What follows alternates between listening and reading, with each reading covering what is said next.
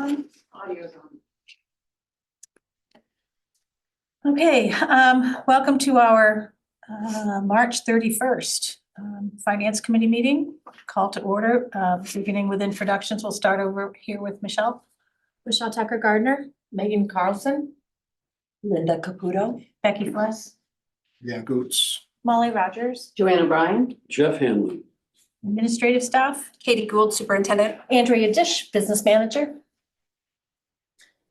Sarah Sims, Principal at Gardner Regional Middle School. Terry McGuire, Director of Technology. Angela Hardy, Director of Curriculum, Esther Light, Principal at Kinston Randolph. Shree Poole, Principal at HT, Dave Dostey, Facilities Director. Vicki Duguay, Principal at Riverview Community School. Nate Stubborn, Athletic Director. Lauren Arnold, Principal at Gardner Area High School. Christina Levy, Principal at Eleanor. Sarah Bolduc, Director of Special Services. Good gracious. That's good. Okay, I hope you got that from screaming at a sporting event, but I doubt it. We'll start with the first item on the agenda, which is discussion of the 26-27 budget. Okay, Which one? Andrea and I met this afternoon to review the updated materials that she's provided for us this evening. And I think we should start off where we left off last week, which is to jump into some further reductions that were identified and are reflected. So I'm going to go over the expenditure articles, the first document that I gave you. So since we last met, our budget is now up only 3.07% or $1,009,823.85. Wow. Yep. So what has happened since we last met? So the next document that I provided to you is the expenditure article. It's the increase overview. For those of you who are following along for the first time, the state of Maine requires that we break down the expenditure articles by regular instruction, special education, CTE, which is capital technical education, other instruction, student and staff support, system administration, school administration, transportation, facilities maintenance, other commitments. Debt service is missing because we don't have any. And that is the 11 expenditure articles. So I have provided to you the cost increases as it's changed from week to week. So as we can see in Article 1, regular instruction, that article is up by 2.07% or $271,269.68. Of that, $122,816 and change is salaries, which is contractual. $47,000 is an increase in substitutes. $97,580.44 is health and dental increases. Paid family medical leave is $45,612 of that. Payroll taxes about $39,000 and change. And purchase services up $14,639.61, and there has been a decrease in regular instructional supplies in the amount of $95,948.70. Article 2, special education up 10.37% or $608,540.08. Of that increase, salaries is actually down by $15,000 and change. Health and dental insurance is up $79,810. Main PERS and payroll taxes up $17,934.81. Purchase services up $2,506.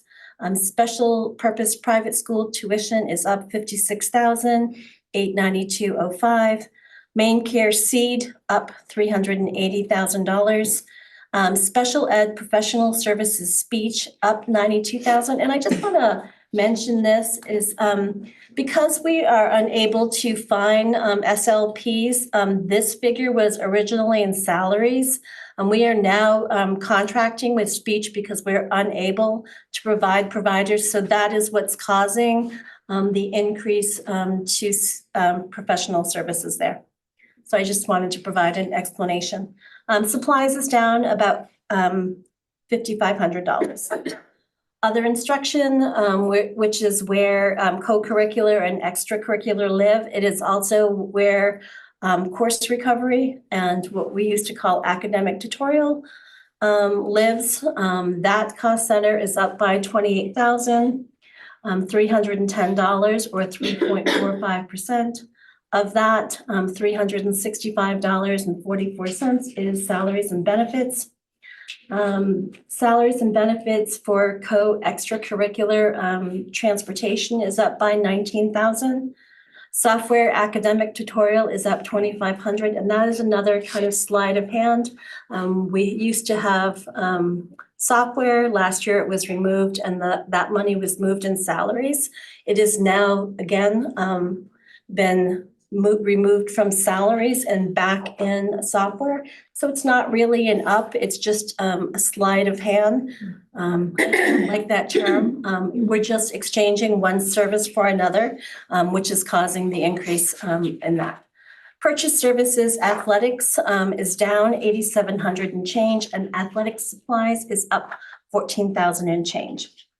Article 5, student and staff support. This is where all the supports for our staff sit, which are not directly related to either regular instruction or special ed instruction. So it involves social workers, guidance, health, instructional coaches, technology, library, and everything else that you can think of that surrounds the student during the day.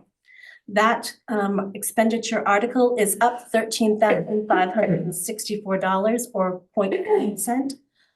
Of that, salaries and benefits for social worker is up by $7,200. Salaries and benefits for guidance is down $93,000 and change. Salaries benefits for health is up $35,817. Salaries and benefits for curriculum assessment is up $6,550. Salary benefits for the instructional coaches, that's actually down $135,000 and change. Salary benefits for PLCSS is down $669.81. Library media salaries benefits up $28,411.72. Salaries, benefits, technology, up $8,563.01. Purchase services for social work is up $3,000. Purchase services of other kinds is actually down by $40,000 and change. Instructional technology, software, again, this is another sleight of hand.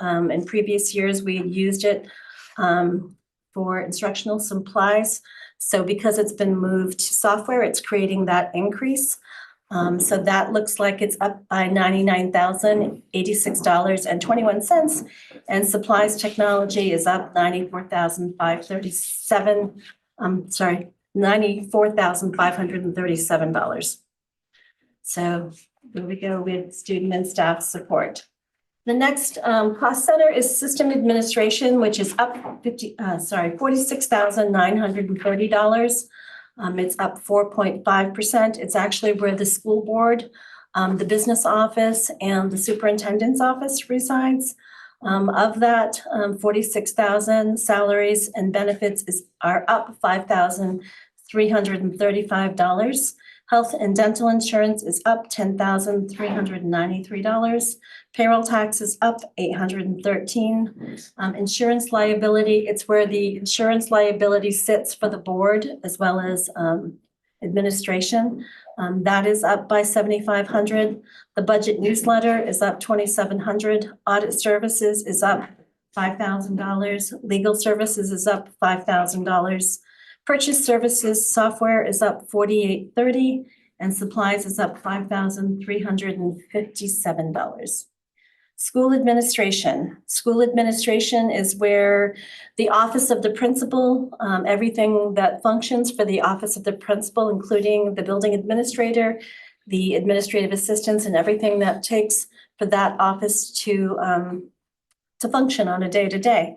That cost center is actually down $169,905.43, or down 9.10%. Of that, salaries and benefits is down by $161,345, and change. Health and dental insurance is up $5,000 and change, sorry.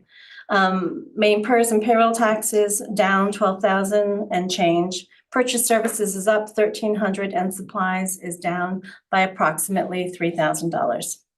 Transportation, this is where transportation for, we call it home to school. So home to school sits in transportation, as does transportation to and from VOC, transportation to and from special purpose private schools, as well as homeless transportation. Transportation for co and extracurricular actually sit in the other expenditure article where athletics sits. So we are only talking about those types of transportation in this article. That expenditure article is up $210,045.08, an increase of 8.38%. Of that, salaries is up $23,000 and change. Health and dental insurance is down by about $5,500. Payroll taxes is up a little more than is down by $1,000. Repairs and maintenance is down by $3,000. Routing software is up by $1,100. Annual bus lease, we don't own our buses, we actually lease them. That contract is increased by $31,000 and change. Purchase transportation for special private school students, that is increased by $169,000 and change. Supplies is up about $1,100. CDL renewal is up by about $300, and fleet fuel diesel is down by about $7,000. Facilities maintenance, the maintenance of all of our 6 facilities, including this office, as well as transportation. That expenditure article is up a little bit more than $1,000, actually $1,080.75, up by 0.03%. Of that, $19,000 is salaries, $32,000 and change is health and dental. Paid family medical leave and payroll taxes is actually down $1,600. Purchase services is up by $4,000. Property and casualty insurance is up by $1,350. That is where the property and casualty portion of our insurance premium sits. It sits in Gabe's budget. Lease purchase of a transportation vehicle, that's a new item. That's an annual payment of $12,000. That is an increase. Additional security, Gardner PD, the basketball at the high school, that is up by $4,000. The new school revolving renovation project, there is a payment in here in the amount of $16,000. Repair and maintenance services, we actually went down, Gabe, by about $28,000 compared to last year. And we talked about that in previous meetings. I'm not going to go through those. License and fees is up by $520. Supplies is up by about $6,000. Furniture is down by $5,500. Natural gas is down by $3,000. Electricity is down by $61,000. And principal and interest on existing energy projects is up by about $5,000. Debt service, as I mentioned earlier, we have no debt service, so that is at zero, remains at zero. Article 11 is other commitments. Those are things that don't directly reflect school or instruction. In this article sits things like the Tiger Food Pantry.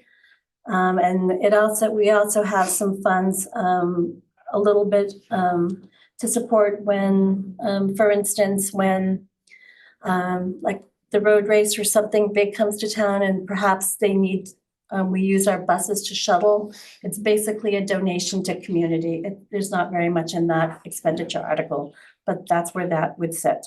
That is actually a decrease of $11.98 or minus 0.2%. So overall, there is where the $1 million increase, that's how it's broken out. Wow. Questions about that document before I launch into the, Yes. And this is a good question. I mean, how can things that were contractual be removed from the budget? I see that all through this. what do you Well, ask? in item 7, I mean, I'll just pick on that one, Article 7. You've got salaries that are contractual for 161, but now they're shown as a negative instead of a. It's a loss of a position. And we're doing that all through the budget, which I'm not complaining. I'm glad you're finding these, but. Because we're talking about changes to the budget as compared to the current year, right? So we're just talking about changes. So those, Joanna's right, those are actually reductions. That is a reduction of a, Secondary Thank you. administrator. Okay, so, all right, that's how you're doing, okay. Yep. Thank you. And then the weird things like payroll taxes. So things like our workers' comp, that rate has been reduced for next year. So it makes it actually lower than it is in the current year, which results in an actual decrease. But in order for these numbers to jive, I'm grabbing large swaths. I don't know how to better. I'm grabbing all of the benefits. Does that make sense, Beth? Yes, it does. Thank you. You're welcome. My question is, are we replacing people with software and technology? We We have things going up in software and technology, and then we're seeing reductions in staff. So my question is that a correlation?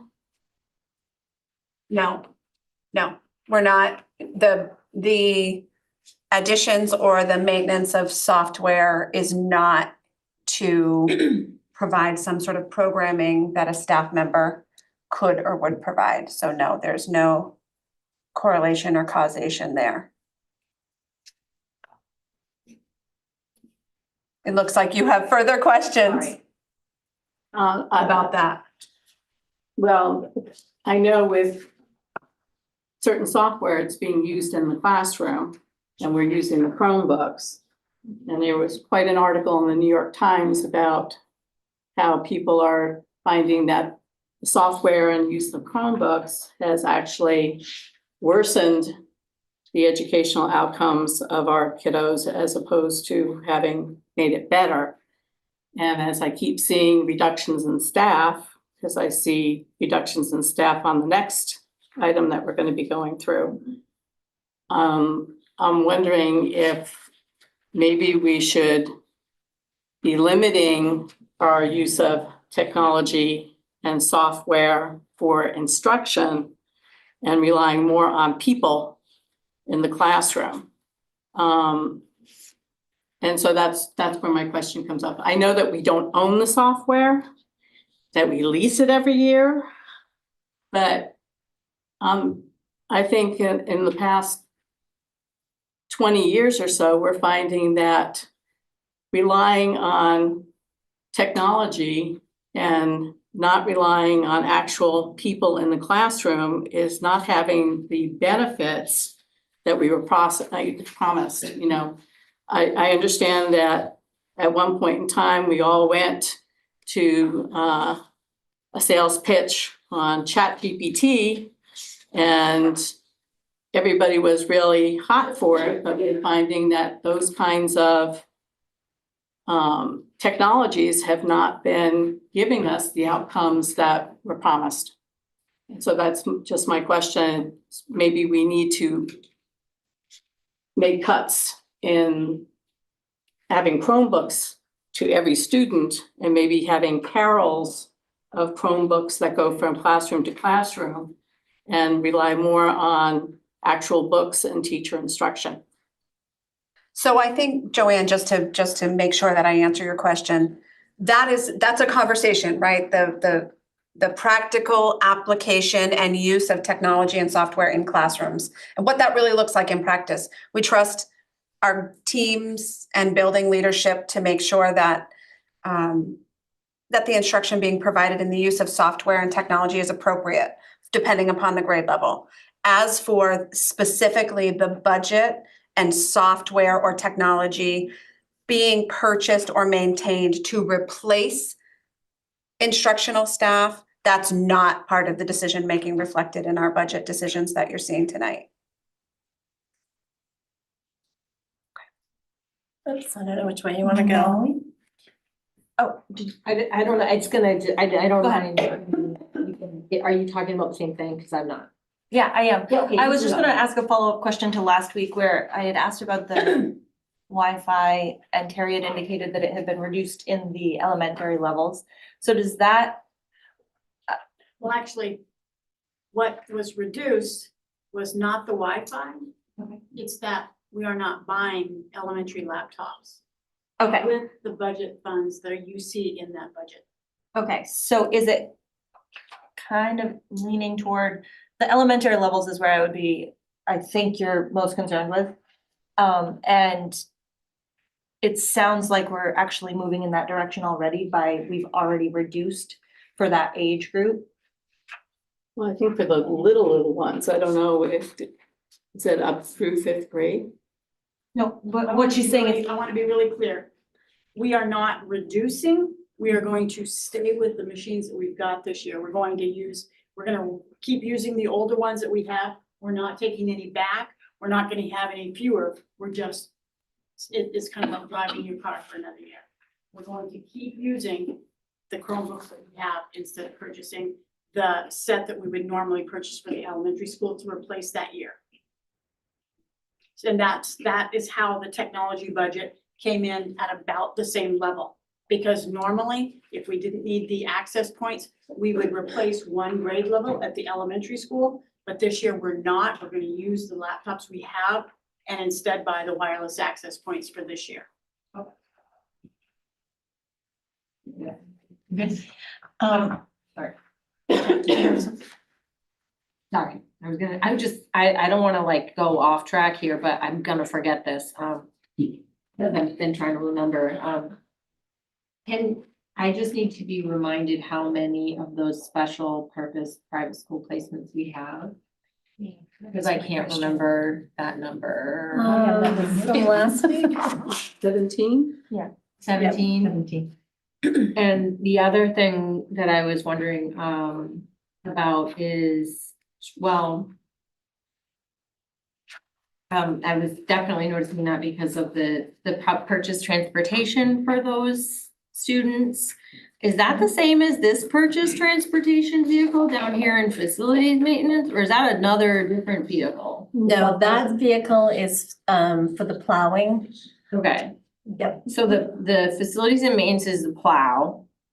And then there's another vehicle that's for the special purpose private school, but how many students does that actually move to a school? Do you remember how many, Because is I it don't- 11? I want to say we went from 17 to 11, right? So we originally had 17 in the budget. We reduced it to 11. That is multiple students, that special purpose private school. So it's probably the same 11, Sarah, would you guess? How many of them are? I thought, they go to different schools, right? So Correct. it has to, that vehicle has to move around. So it's not that vehicle, we're actually contracting. Oh, right, We're right. contracting with A- a provider Like a because provider, we right. don't have sufficient bus drivers to transport out of the district currently. So these are 17 students to 11 students, or are we going to 17 to 11 different schools? I'm unclear on that. We don't know if there are 11 or 17 students. No, there were 17 and now there are 11. So so there were originally 17 special purpose private schools included in the budget. Do you have it in front of you? Schools, not students. Sarah's shaking her head no. My notes. Sarah, do you want to Would you? set the record Thank you, straight Sarah. here, Sarah? Thank you. Special purpose private school students, we currently have 11 well placed, but 2 of them we received funding for from another state. this is a long story, so I'm sorry. Of those 12, we're anticipating that one is going to come back. No, it's 11 now. We had to change those last week. Of those 11, we're anticipating one of the ones that we're receiving funding from a different source is going to come back and be ours to fund.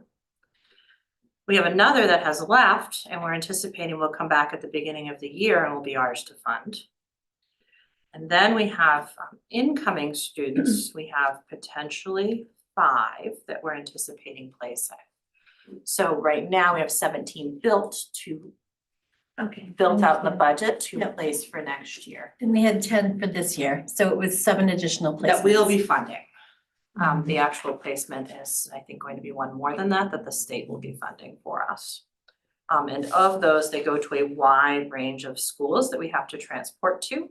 Unfortunately, most of them with the same start and end time, so it's not like I could run a little route and go to Margaret Murphy and Randolph first, and then up to Belgrade, and then over to Lewiston.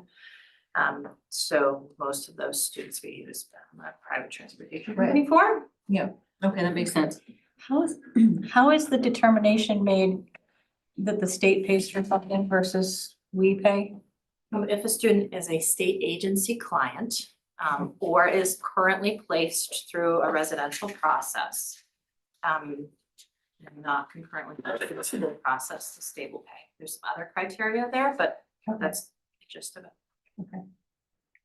So it's a reimbursement model, back. So basically we pay for the cost up front and then we get it back through billing the state through the ESFO4. Thank you. Okay, that makes sense. Sometimes the state will pay the bill up front and then reimburse us for my time that's invested in that student. Okay, We have one of those right now. thank you. I have one question, and that is the 92,000 for special ed professional services. I just want to know how those services are being delivered. So Sarah, do you want to talk about the switch from staff to contracted for SLPs? Thank you.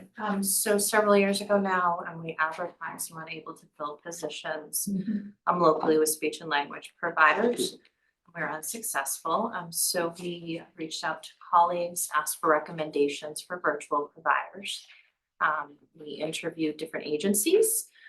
We went with an agency that came highly recommended both from colleagues, and then we talked to teachers on the ground that were working with the agency with their providers to provide services.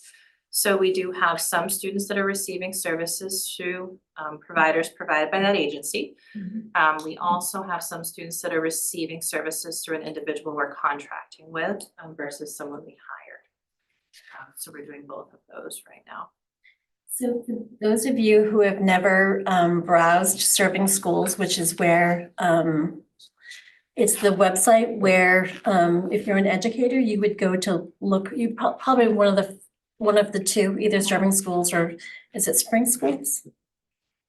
If you just glance at the number of positions that they are looking for, I would say more than half are special ed positions.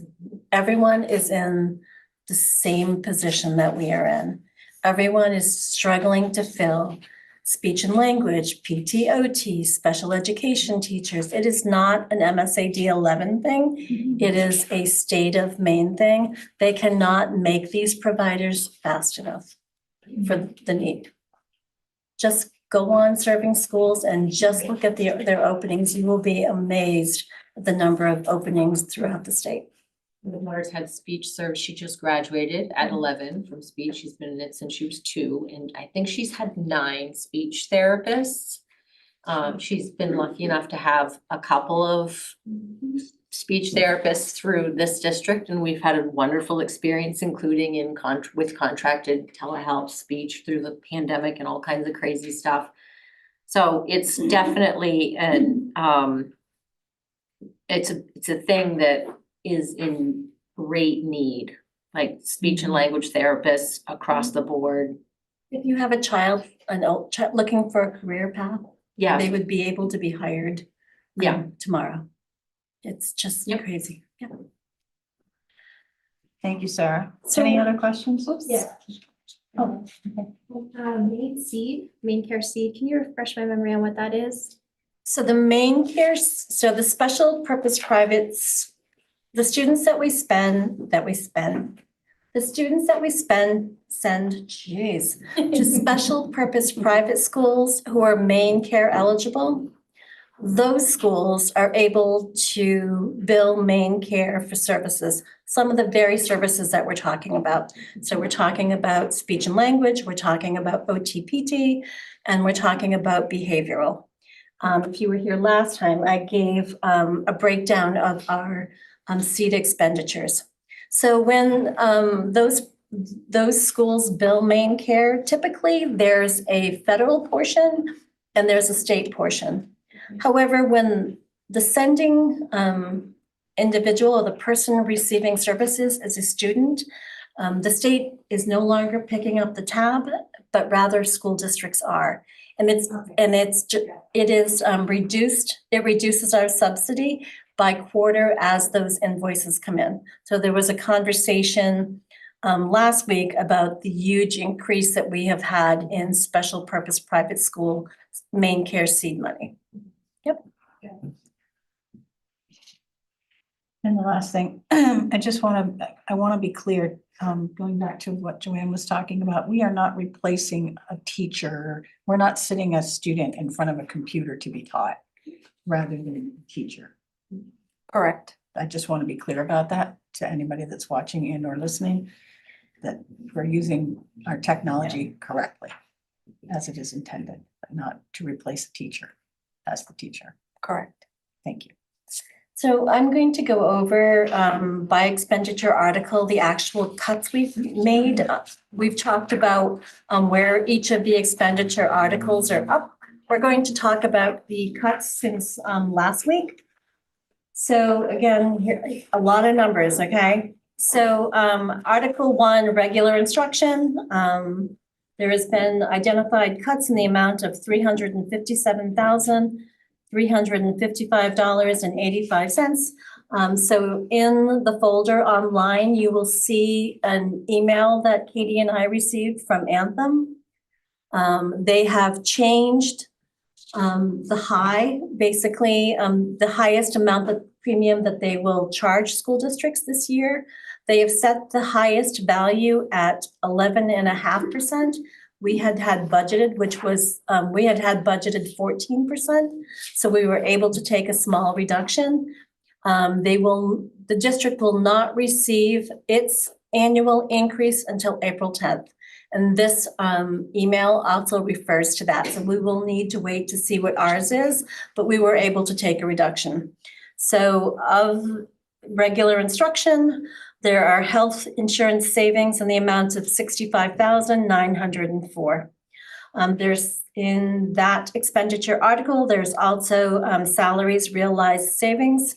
I went in and took a peek at, so behind the scenes, there sits payroll schedules, and we were doing a number of negotiating with various units. I went in and was able to cut 91,000 from firming those up.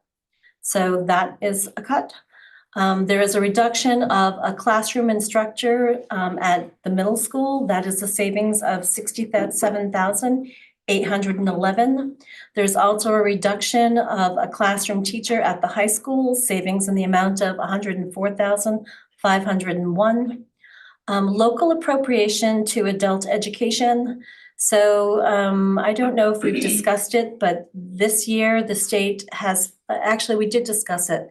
When we looked at the ED 279, I talked about the state pulling adult ed out of the ED 279 and funding adult ed differently.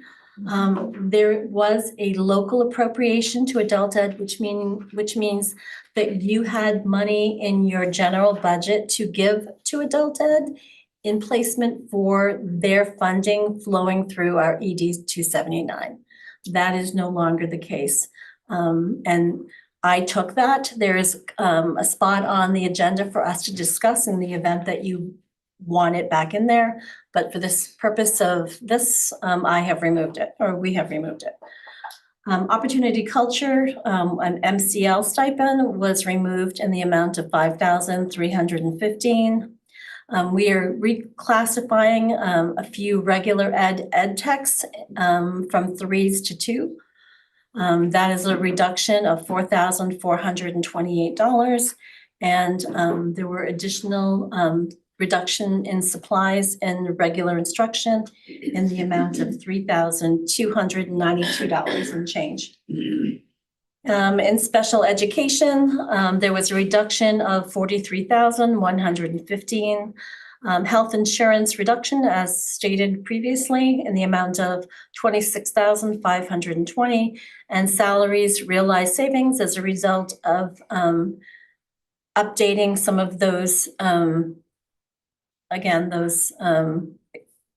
salary schedules that sit behind. I was able to cut 16,000 and change. CTE, there's no money, so there's no reduction. Other instruction, health insurance, there was a reduction of 504, again, Anthem. Student and staff support, again, 14,796 as a result of the Anthem. Salaries realized savings, again, the salary schedules. An unfilled guidance position, counselor position at the at the middle school was reduced. They are pivoting a social worker in.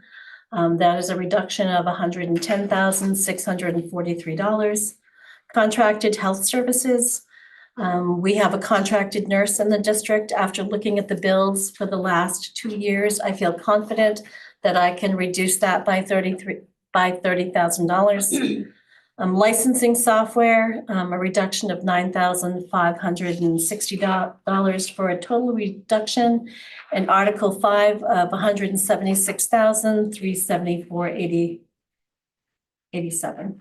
May I ask a quick question? Oh,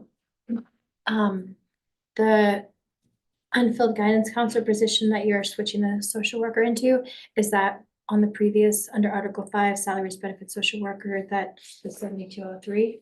Is that related?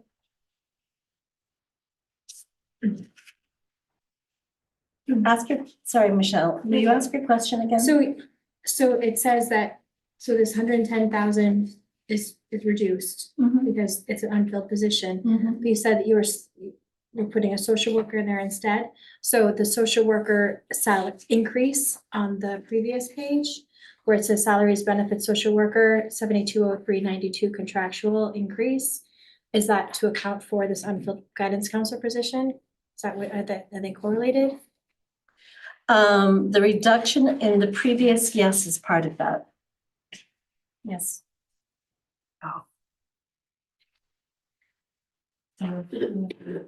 Article 6, is that where I left off? Sorry, thank you. System administration, sorry. Yep.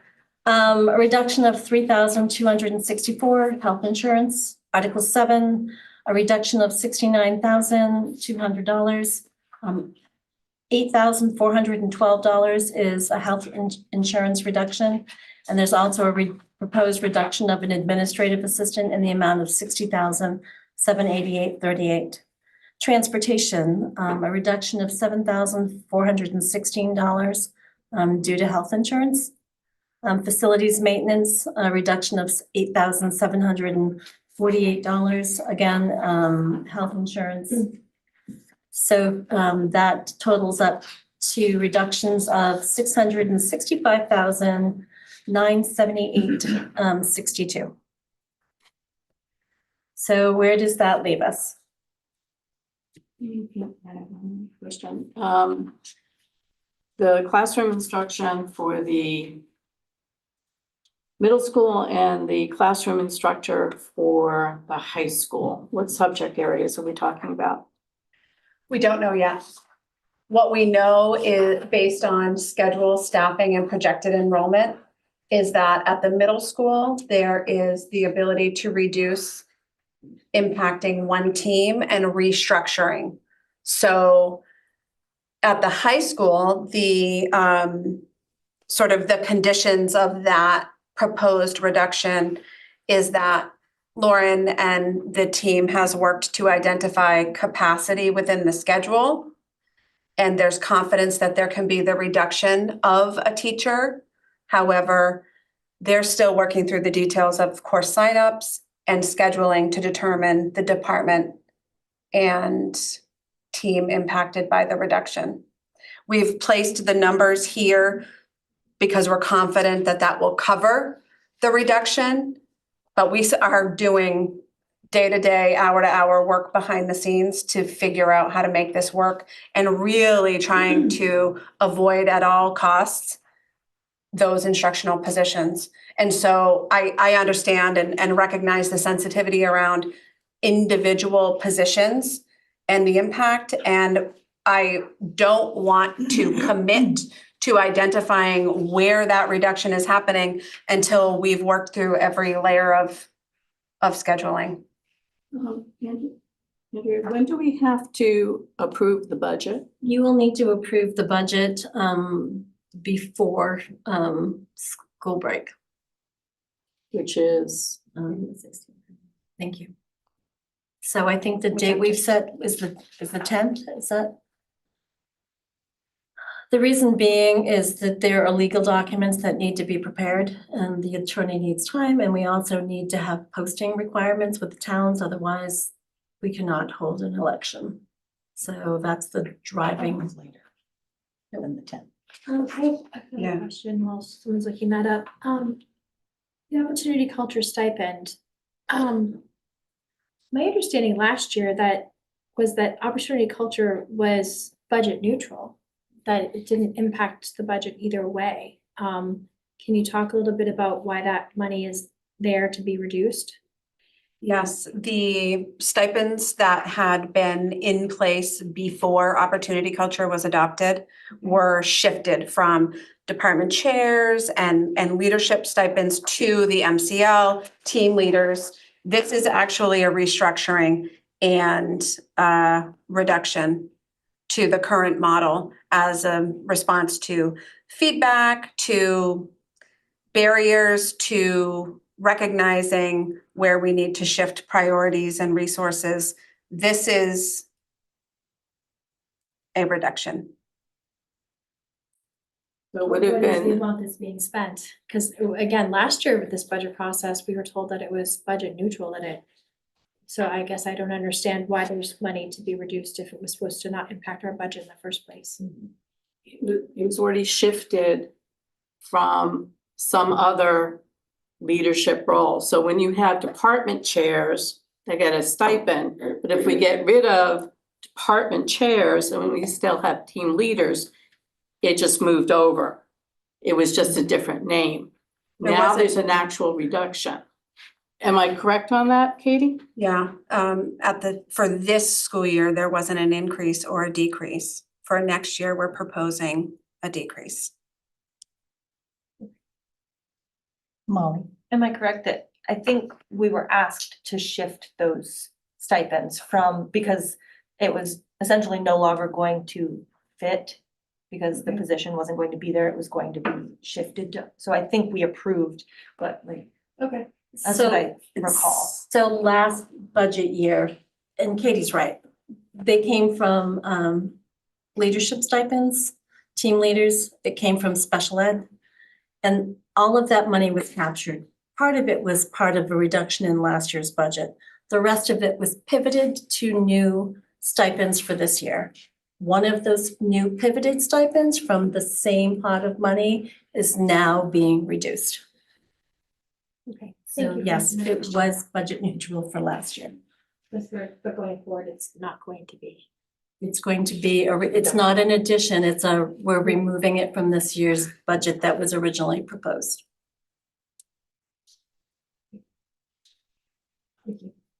The ed tech reclassifications, are those open positions, unfilled positions, or are we reclassifying? We have been discussing reclassifying our pre-K ed techs from ed tech 3s to ed tech 2s.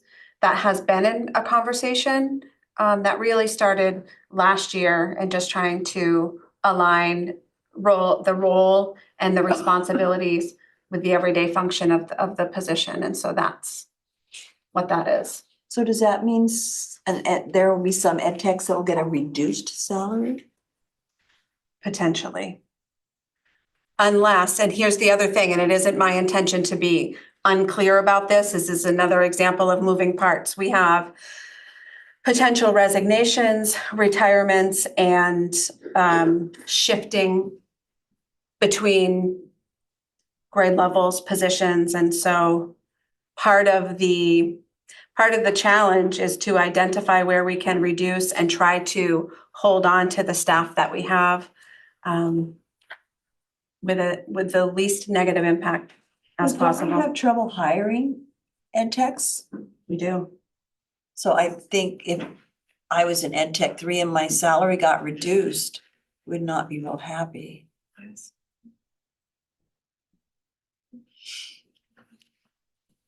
I have a question about realized money. Am I correct in thinking, the realized salaries, is that where you, set a percentage for when we're negotiating with? I had originally put percentages in for the negotiations for this year. I went back in and revisited those to see if I could bring them further in line. Yes, that is Okay, exactly just wanted what to it be is. sure that's what I Yep, was. it is not people, it's just a number. Yep, it is just a number. I just wanted to be. You'll probably ask my question again. So to make sure I understand, we now are told that our maximum increase for healthcare is 11.5. But on April 10th, we may find out that it's 9.7. Is that correct? This is our worst case and it may get better. Yes, Correct. Okay. I'm certainly hoping so. We would like to think that. Molly. In school administration, there's also a reduction of an administrative assistant. What's the overall impact for? That is going to require restructuring to cover part-time at the transportation department. So currently we have additional administrative assistant coverage in 2 elementary buildings and transportation. And so we are looking to reduce by that position, which will mean that we need to restructure in order to provide that coverage in the transportation office in the afternoons. I appreciate all that you're doing, but are all these restructurings going to cause? What kind of an impact is that gonna? Well, as we've talked about before, there's not a lot to reduce here. Oh, I There's know, not a lot yes. to cut. And you'll see at the end of it all, when we return to our worksheet that Andrea has prepared, that really we're looking at a 3% increase to the school budget. And we're looking at a 9% increase to the taxpayers. So this really illustrates the discrepancy between the school spending and the burden that is placed on our taxpayers. We are really committed and continuing to recognize that we've got kiddos who coming to school of all ages without snacks, without adequate footwear when it's PE or health day. We see this gap between the 3% increase, which in my opinion is beyond reasonable, given the increasing costs across the board. We're all experiencing that in our own households. We're also recognizing this burden of 9.29% when your tax bill comes in across our communities. And that is not as a result of increased spending or irresponsible funding happening in your schools. We have the most dedicated, creative staff who we're having conversations in tears behind closed doors, trying to figure this out. We've got low staff morale because we are trying to meet every student where they are when they walk in the door. I'm not thrilled with a 9.29% tax increase because I get calls and emails and have communications daily with families who are struggling. They want to do right by their kids. They want to see them walk across the stage and get a diploma. And every day is a struggle. So we are burdened by this shared responsibility to give students what they need to meet the needs of our dedicated staff, to provide pathways and opportunities beyond the instructional day. And at the end of the day, live in a community where people are proud of their school system and not feeling like they are even more strapped as a result of our need for funding. I didn't mean to go that far in this moment, but I think it's really important for everyone to just keep in mind, like, the impact is big, significant. The next tier of reductions that we have to offer are people who work with students every day. We have elementary positions that we can consider. We have considerations in every building. If that's what's required, if that is what you feel we need to do next, that's the work that we're prepared to do. The difference is that 3% and the burden for taxpayers at 9.29%. And we take that seriously. We hear the community. And I don't know how much lower we can go. What I do know is that it will be a significant student impact to the daily experience And that's kind of where I was. if we that's continue. Kind of what I was. Tried to get back there. Yeah, and but I also appreciate your passion and how much this means to you, and I really am so grateful to you and Andrea. This has not easy. And when Oh, I she said know. that we are I know locked that. behind doors trying to figure this out, Yes. it is difficult work. It Well, I'm is seeing that. This is really what we're difficult already- work. And you can't get where we need to go without cutting staff. There's just no way. We do not have enough pencils, pens, erasers, enough software to get us to the kind of increase that we think you're looking for. So let us know if we're wrong. This is not easy. Sorry, Katie. Molly and then Joanne and then Jeff. Did you have something? I recognize facilities maintenance only has a 0.03% increase at this point, so it's not like we can move much there, but I'm just curious. I see these as needs, but the lease purchase, transportation vehicle, how many years is that lease purchase? It's a 5-year lease purchase. Starting this year with that, so each year for the next 5 years, we would be 12,000. paying 12,000. That's an And- estimate. Yep. What do we contract for plowing? And what is this used for plowing? Sure. So we contract out for plowing of all the main parking lots. So what this plows is playground areas, access roads, sidewalks. That's what we plow with that truck. And that truck also has a sander in it, which we would be using the sander that we still have. We've repaired it enough so it can continue on. So the problem, Molly, is that there are 2 plow trucks. The second plow truck that isn't Gabe's is falling apart. It is costing us more in repairs at this point. And Gabe and Travis Yep. need to be on the roads at like 2 and 3 AM. So they're plowing concurrently. It's not like Gabe can hit all the schools with 1 plow truck. At the point when we're paying more in repairs than we are, I mean, it's just been an ongoing thing with this second truck. And the second truck, do you remember the age of it, Gabe? The second truck is 2013. So that is the truck that we would be replacing. So Travis would get Gabe's truck and Gabe would get the new truck, and so that they could continue to plow. Yeah, we've already gone 2 years beyond what we normally would have gone. And there is another vehicle that plows just the transportation office, and that stays at the transportation office to help with any of the needs that might come up for transportation. And I know we can't function if, we can't open if things aren't plowed and whatnot, but is there a way to contract those services that would be less than? We have looked at that in the past, and it's been quite a bit more for a company to come in to plow all those other areas plus the sidewalks. It was, I can't remember the number, but. Even though they're already there? Yep, consider, and the part of it is, it's doing it at the times that we need it.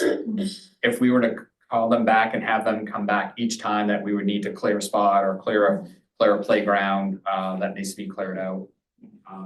It's just, it doesn't work. And that's why we've kind of stayed to this design where, the contractor that's doing the plowing, again, does all the main areas, to get school started in the morning. We have a very specific time schedule. Amy, go ahead. Yeah. No, it's just, I mean, is there a less expensive way to do it, or is this the least expensive and we're just paying $60,000 in the next 5 years?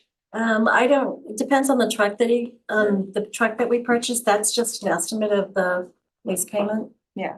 You know, we had, Gabe and I, did I chat with you about potentially trying to find additional money in this year's budget to budget it outright, so it's not but we've already put a lot of, so the other conversation that we have is facilities use, and that we keep kicking our projects down. So we have a way of doing that this year was to basically spend down our carryover from facilities to try to kick out some of those projects that have been on our capital improvement plan.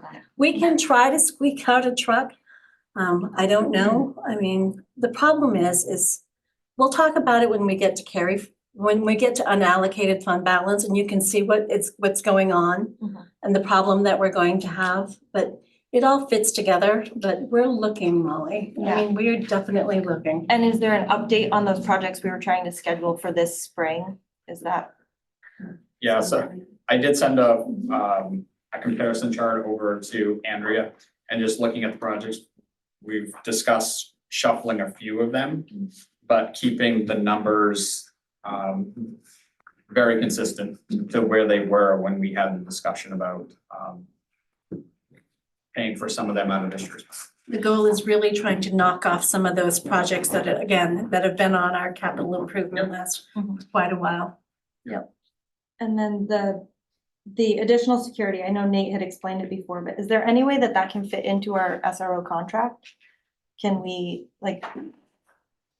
So the SRO contract is for the day. We would be charged additional services at night.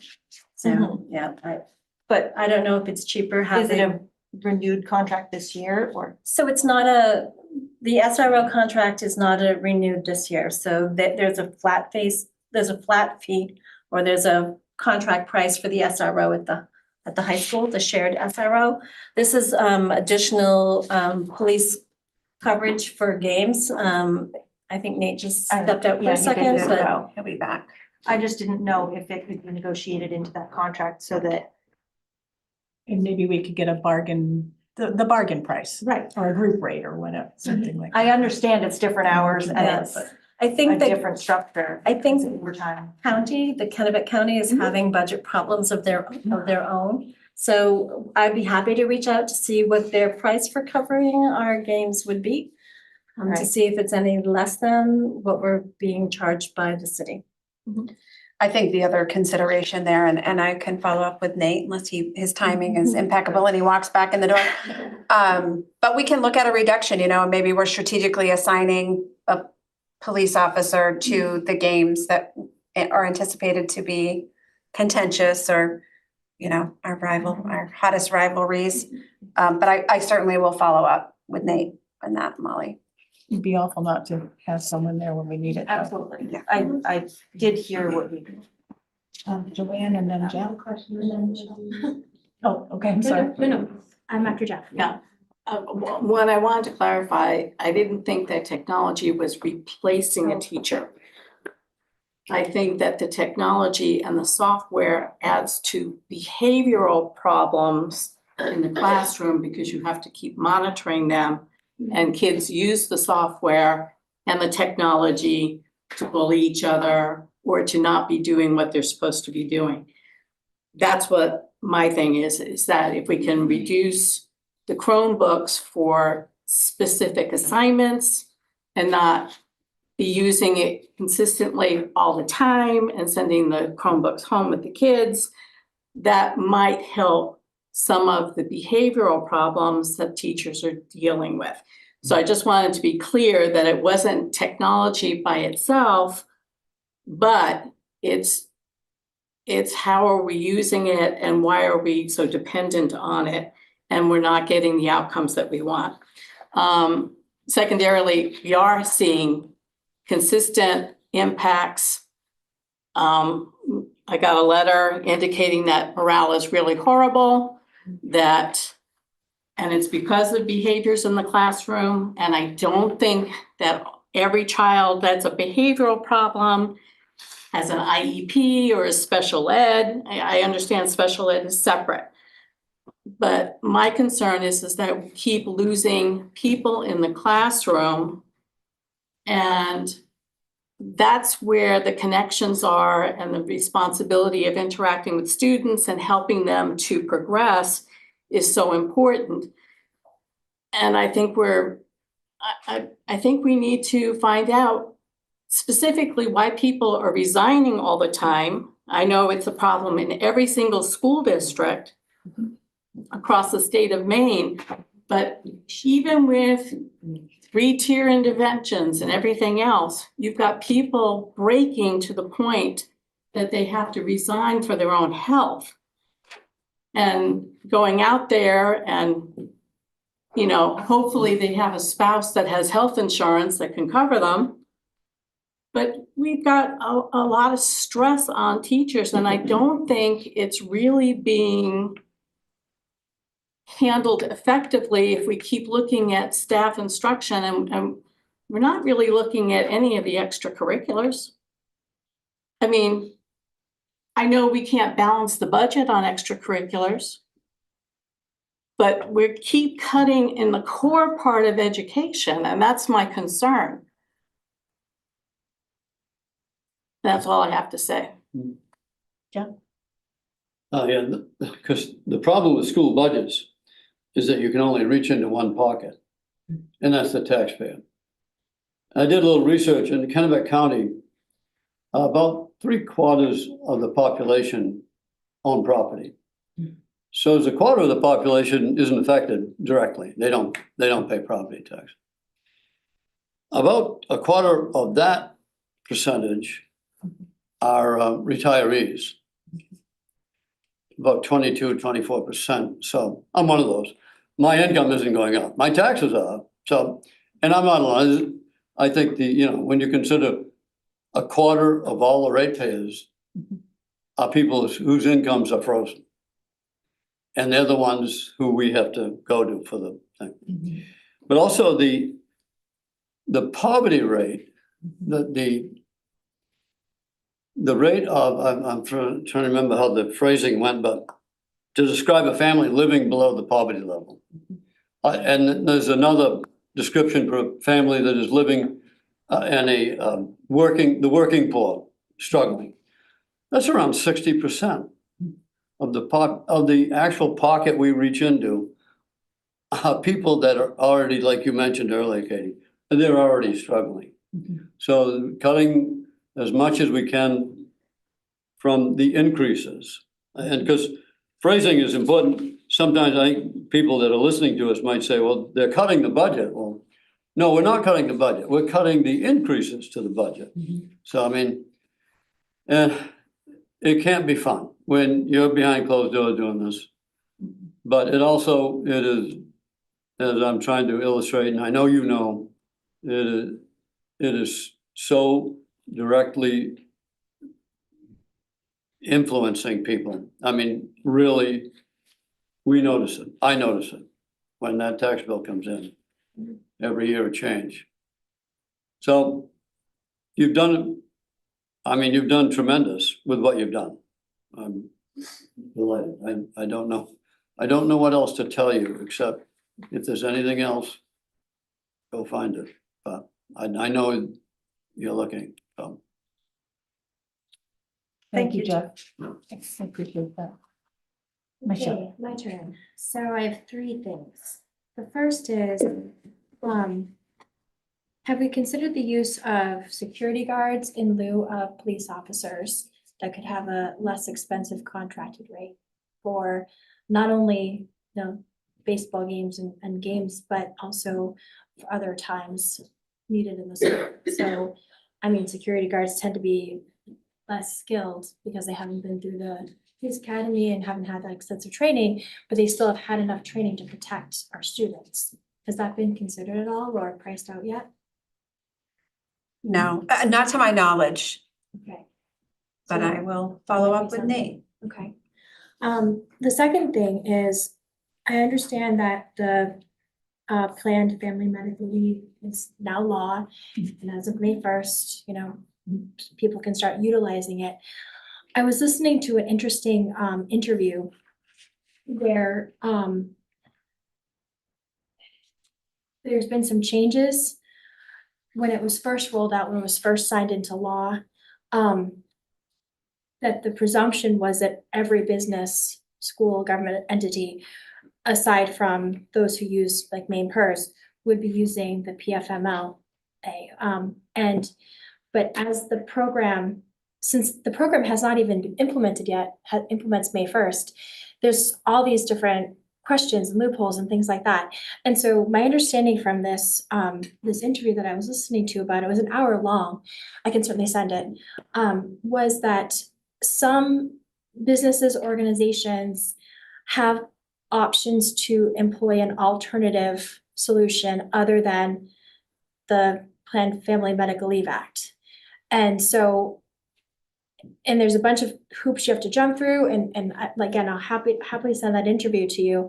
But if we could prove to the state as a district that a solution that we come up with would honor the spirit of the law, provide the same benefits to those who would need that as of May 1st, then we potentially could put something else in place instead of the paid family medical leave. So Michelle, BIW challenged the state law. I think it was yesterday that they lost. They have plans in place that provide extended leave for their paid leave for their staff, and it was shot down. And at this point, I didn't mean to say unfortunately, at this point, we are required to participate. Our only other option is a private option. Honestly, there isn't much savings. There's additional burden as far as paperwork here, which would probably require additional staff. So we have gone with the state plan, but at this point, there is no out. I think BIW did a great job trying to prove or to challenge that they were providing paid leave. And at this point, it's not going anywhere. So I'm sorry, I didn't mean to interrupt you. No, that was it. That was all I was struggling to. Finances are not my strong suit. Let me just say that. So, and the last thing, I actually, I largely agree with Joanne about instructors and technology in the classroom, and, students are being lost to technology. And so, the more technology that is used in the classroom as opposed to in-person instruction, honestly, the more we have SEL delivered by technology, we have data collection on students, all sorts of mental health things because of technology. So I would actually say that we should look into diminishing technology in the classroom and find more instructional. And I also think that if there's anything SEL related, that we should get that out of the curriculum and budget altogether. So that's all I had to say. Thank you. Becky, would you mind if we go through the worksheet so we can actually see, and then we can, would that be? That's okay. Is that okay? Absolutely great. Sorry. Thank you. At least we'll know what we're looking at. Sorry. So the worksheet was reflected again, as Katie said, mentioned, it's a 3.07 increase. And the increase to the 4 local communities is 9.29%, or a little over 1.3 million. And I've been asked by somebody to explain why there's such a difference. So the reason that there's a difference is because not everything increased at the same percentage. So while our budget increased 3.07%, we actually saw a reduction in state subsidy. It had subsidy increased by 3.07%, as well as our miscellaneous revenues, everything would have remained in line and it would have been a 3.07 increase across the board. So in order to have gotten there, I think Katie and I did that math today. I think we would have had to have seen a little bit more than $500,000 increase to our subsidy. As you know, we have a subsidy reduction this year in the amount of $210,000. So that is what's skewing those percentages. So while our budget's only up 3.07, the increase to tax to the locals is 9.29 at this point. Questions about that? Remind me how it's determined that schools get a particular subsidy?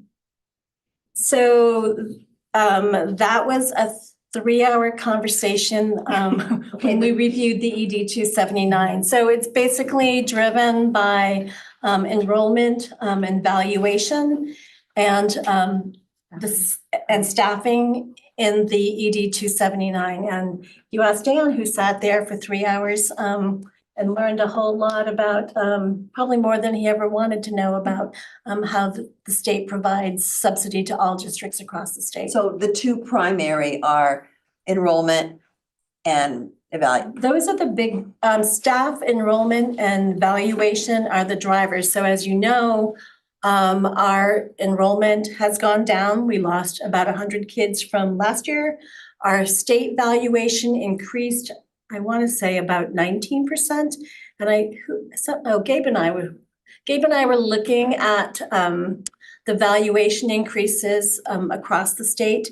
Almost every town or every school district in the state, or every community rather, municipality, increased by, I can't remember the I average. want to say wasn't about it? 15%. Yeah, Most of 15 or them, 16%. yeah, there So were we were a few high. outliers, but we Yeah, were right we in were line. well above, Yep. yeah, like 3 or so points above the state average. Gabe said to me, so-and-so's valuation only increased by 4%. And I'm like, are you sure? So we pulled up, if you go to the Department of Education website, you can actually see the valuation increase for every single community in the state. And as a reminder, we're not looking at the municipal valuations. We're required by the ED 279 to look at the state valuation. So it's not what Pittston views their valuation as.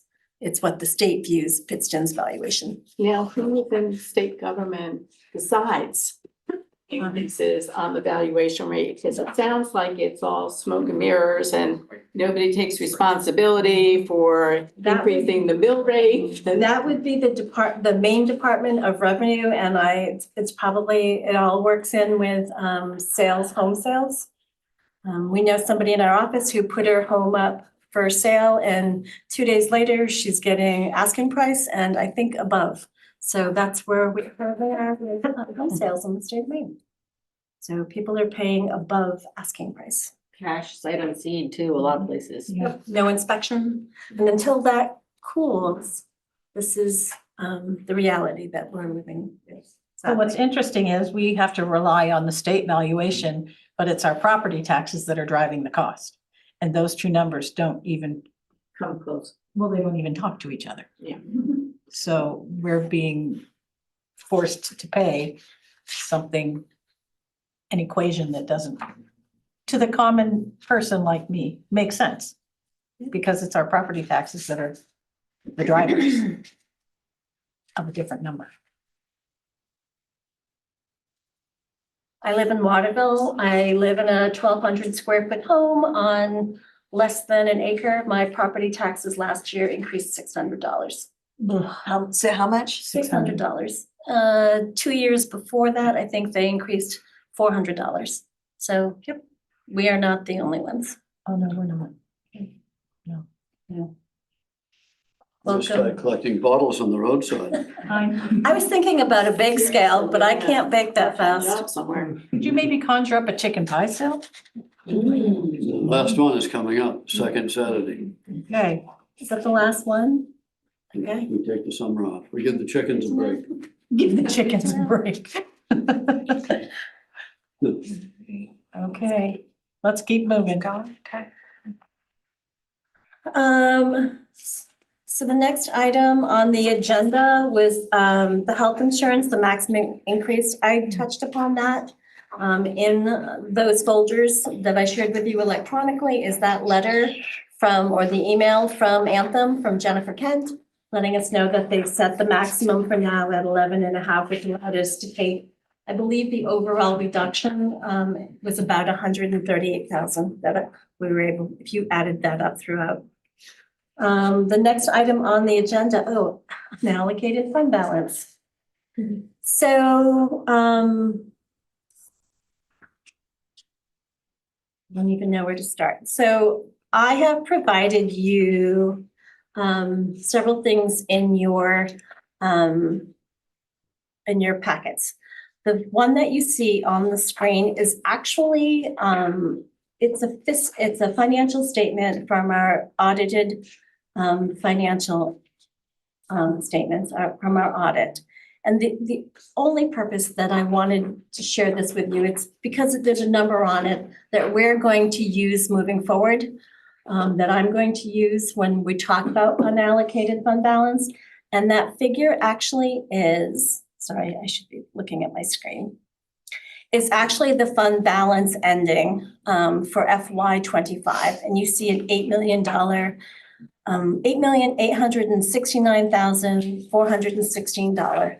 That is the fund balance as of the close of the fiscal FY25 year, June 30th, 2025. Okay. And I just wanted you to see that it was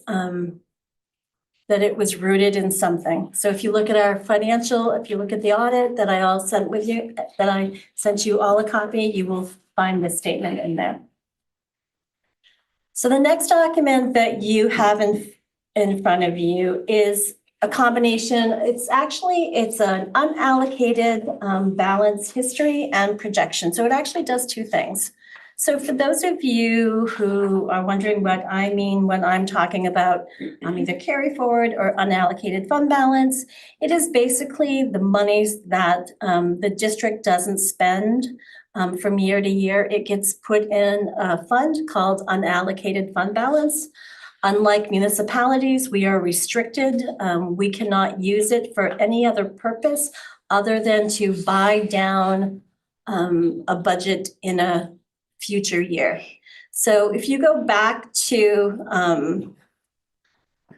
the worksheet that I just went over with you, if you look at under miscellaneous revenue, you will see two figures that we are using, that I am using to help buy down what is passed along to locals. So under miscellaneous revenue, you see special education reserve account fund balance. You see 700,000. Okay, that's unallocated fund balance. We're using that from our kitty to buy down the FY27 budget. We are also using another $1.3 million, $1,325,000 to be exact. So those two figures are coming from what's left in the checkbook, so to speak. Okay. So I wanted you to see what that looked like. So going back to the unallocated fund balance. So what you see in the top half is our unallocated fund balance going back to June 30th, 2016.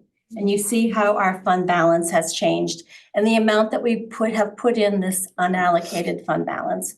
And you're thinking, wow, that looks like a lot of money. It is. But when you're using it the way that we're using it, it really isn't. So last year for FY25, we added $907,000 to the fund balance. That sounds great. But the problem is you're using it at $2 million a clip. Okay. So it's like, okay, so let's project forward what this might look like. And this is all it is a projection. So what I did was I took the last 5 years of fund balance change.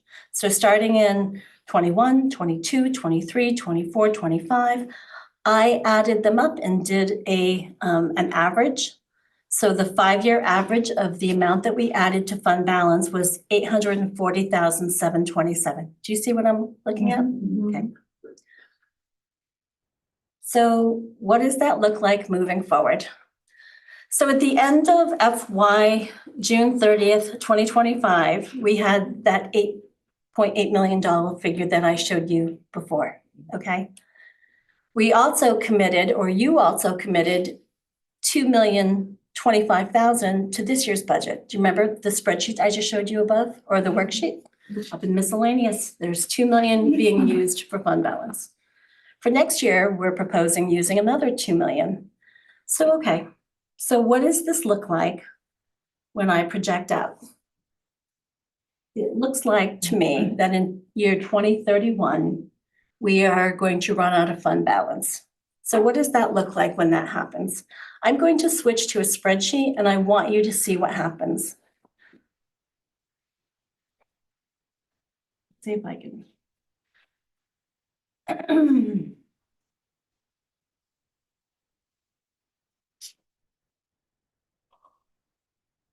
So, oh shoot, hang on.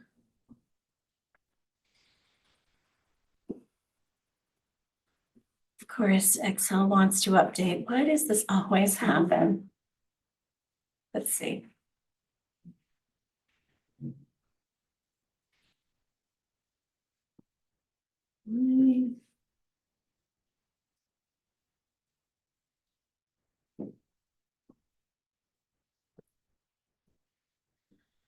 Any ideas, Terry? It's asking me about. If you go, need you to share a different. I don't, maybe. It's asking me to sign into my Excel account, which I've had on this computer forever. Why do I always have problems when I'm attempting to share? Okay, there we go. I think you could just X out of that. No, it's just gonna make you do it. Yeah, it's gonna just make me keep doing it. I really want to show you what's going to happen. Good luck. All right. Do you know your password?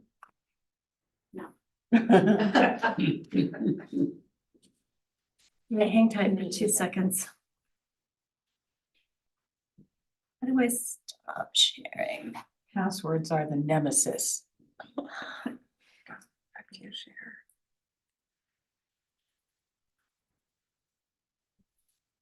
Stop sharing. Okay, give me a second. Never fails. Bear with me. She was lovely. She is, she's the best. I don't know if lust is the word.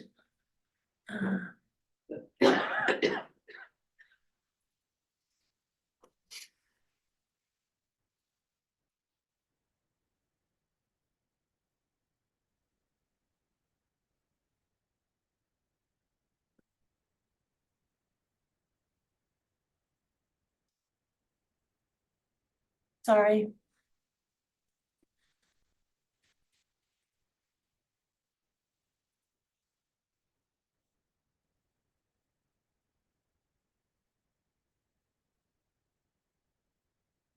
Katie, while we're waiting,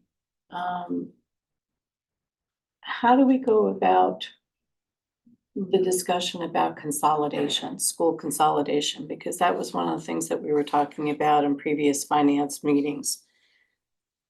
How long will it take? What do we need to do? How do we start the conversations now?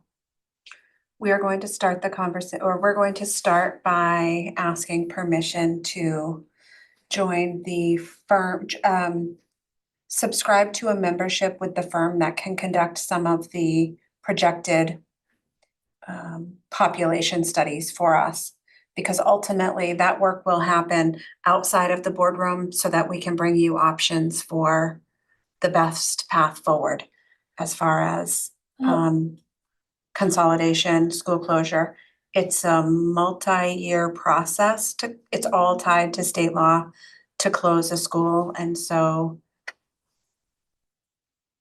I think the most efficient way to move forward would be for us to do some behind the scenes research and then present to the board, here are our options, because I think one of the things that's been discussed in the past has been sort of a community forum approach and a committee sort of exploratory approach. And at this point, given where we are in conversations that we've had consistently enough, what I believe would be even more efficient would be to, again, provide you with models of what it could look like and for you to vote as a board on the best path forward. Is that without any And- community input at all?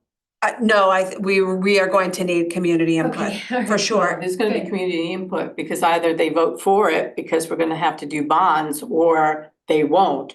So there's definitely gonna be community input. But the thing is that we're in crisis now and we've been in crisis for a couple of years. And so it, you know, what is it going to take to convince the community that this is the only way to go? And I think part of the efficiency piece is making sure that the community is aware of what this could look like. And that's the work that needs to be done so that we can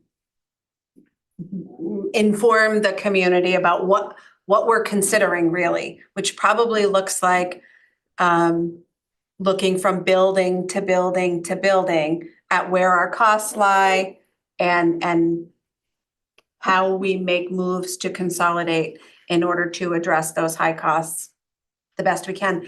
A lot of the groundwork is happening, or the work to set up for that process is happening now. And I don't think that it's too soon to start. It's No. just, we've got to get a budget settled first and then really this. immediately start acting on that, on the steps involved in that process. I object to the notion that we have to convince our community. I think that they should have a hand in every step of the process. It can't just be that we're convincing them that what we're doing is right. Because you're talking about emotional ties to a school. I mean, you could have parents and grandparents that their children are now in that school, whatever school we choose. There's shared history, there's a lot. I've lived in this community for 2 years, so I do not know all the shared history in this community, but I do know that there are many families who've been here for a very long time. And so the idea of us saying, well, we're gonna convince them to close this school is very distasteful to me. We need to have a lot of community involvement with this. I think what this process will do is get us data and facts. It'll get us numbers to look at. Right. And I think, some people don't care about that, but it's good to have it. I think it helps strengthen an argument. And I think we need some structure to what the community input looks like. Because what I don't want to do in order to be able to be productive and informed is really know sort of what we're up against. And that's the piece. It's the bridge between recognizing the need and then selecting the path.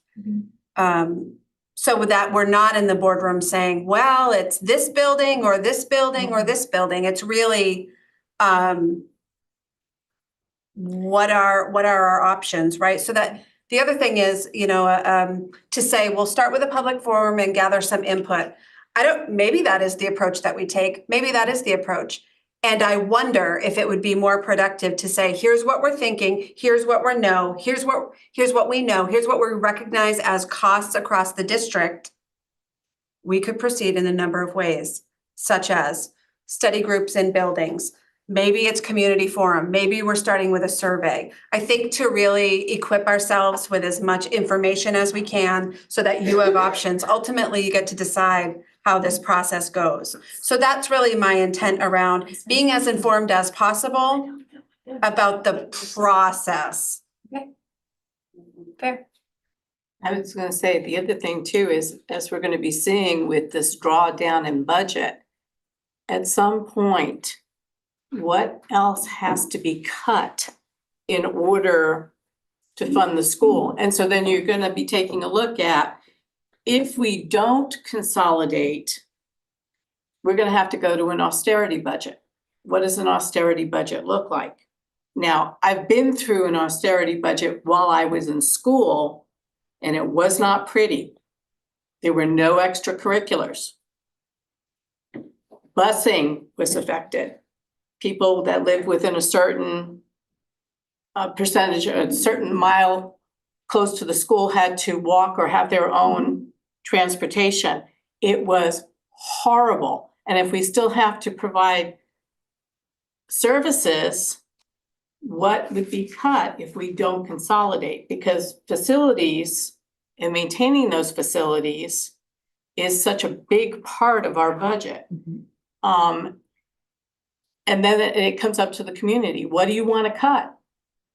What do you want to cut from the budget? We're already cutting teachers. We're cutting an administrator. We're cutting supplies. Okay, what else do you want to cut?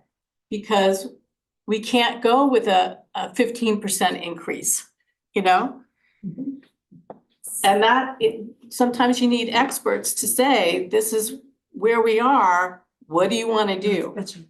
Because otherwise it's like, oh, we don't need this, we don't need that. And it's until it actually starts affecting every family, then you have to kind of lay it out for people. And not just go with a community forum because they don't know everything. They don't know how the funding is. I mean, we explained it in the finance meeting, but do they really understand it? It's not that I'm looking to say, you know, we just need absolute, you know, input from the community. That's not what I'm saying. Because there are experts, there are people who know things way more than any one of us does. But what I'm saying is that there's already a mistrust in our community. There's already low morale in the school district. Every one of us received an email about the low morale among our teachers and our staff. And to be honest, I responded to that anonymous email saying that I would meet with any of them at any time. So to move forward and to have people listening right now and thinking they're gonna close a school, and you said it's a couple-year process, it's state law, I know it's driven by strict protocols. But I think that our community needs to understand that as much as we may engage in the, you know, evaluations and the numbers and all of that we're also going to be with them every step of the way in terms of this is what we may need to do and this is how we need to do it. People need to feel heard. They need to feel respected. And if we make unilateral decisions and we just throw it on the community that we're closing school, we've lost all support. But if we involve them in the steps of the process and the understanding, then I think we will have our school, our community on all four of our communities on our side. Michelle, I don't think we have 3 years. We're going to be in the same predicament next year.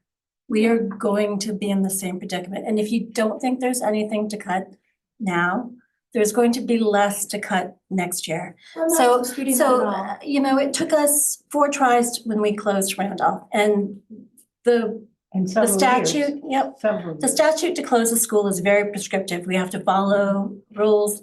The town has the opportunity to pay the additional to keep the town open. So it's just, there's a whole process. Yes, I And understand. you're right. The community definitely needs to weigh in. Yeah. But when we look at this unallocated fund balance, you are going to see that We're gonna run out of money. we've got a problem. I agree. So I'm gonna start sharing again. So where we were was, sorry, that took so long. Let me see if I can get back to sharing my screen. Thank you, Terry, very much. I appreciate that. So back to, okay. So back to my worksheet the worksheet that we originally, and I showed you, or we showed you, that based on our current budget, of 3% increase, what that looks like to taxpayers. We're looking at 1.3 million. I want you to just look at what's going to happen when we don't have any carry forward. So I'm just going to delete the 2 figures.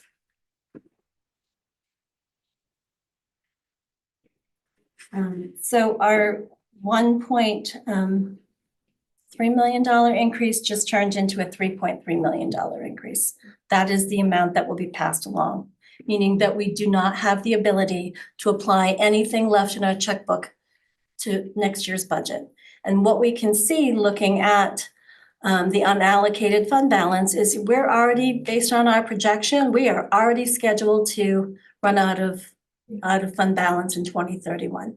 See that? And if we use more fund balance to, in any of these years, to try to mitigate the increase to taxpayers, it will only increase the speed at which we run out of fund balance. I have no words. I don't even know what 3 million. The only possible way we can cut 3 million is by closing a school. I understand. I'm not And I'm objecting. not picking on you. Yeah, I'm not objecting. I'm to just closing. letting you know that we are in a jam. Yeah. Right? That our community's ability to raise taxes It's reaching a limit. exceeds our need, you know? So, anyway, going back to the unallocated fund balance. So, you know, the temptation is there. Let me see if I can find that spreadsheet.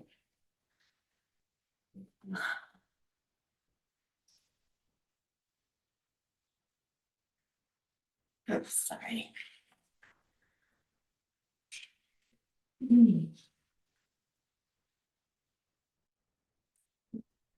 You read that number on the screen. My apologies. Yeah, I think it's 20 something. Which one are you? Yeah. The bottom one. Bottom, right, here. yes. 23.73. Thank you. How did you know that's what we meant? He's figured out how to read my mind. This is not the first time. That's the important number. Right. Right. So, okay. Thank you, Dean. So we're looking at the same, let's share this one.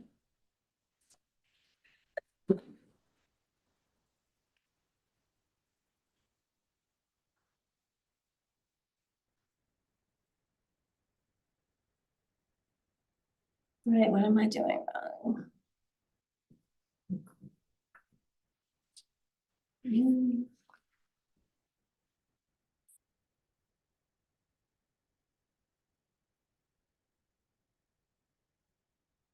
Me and Zoom. Trying to share again. Is that here?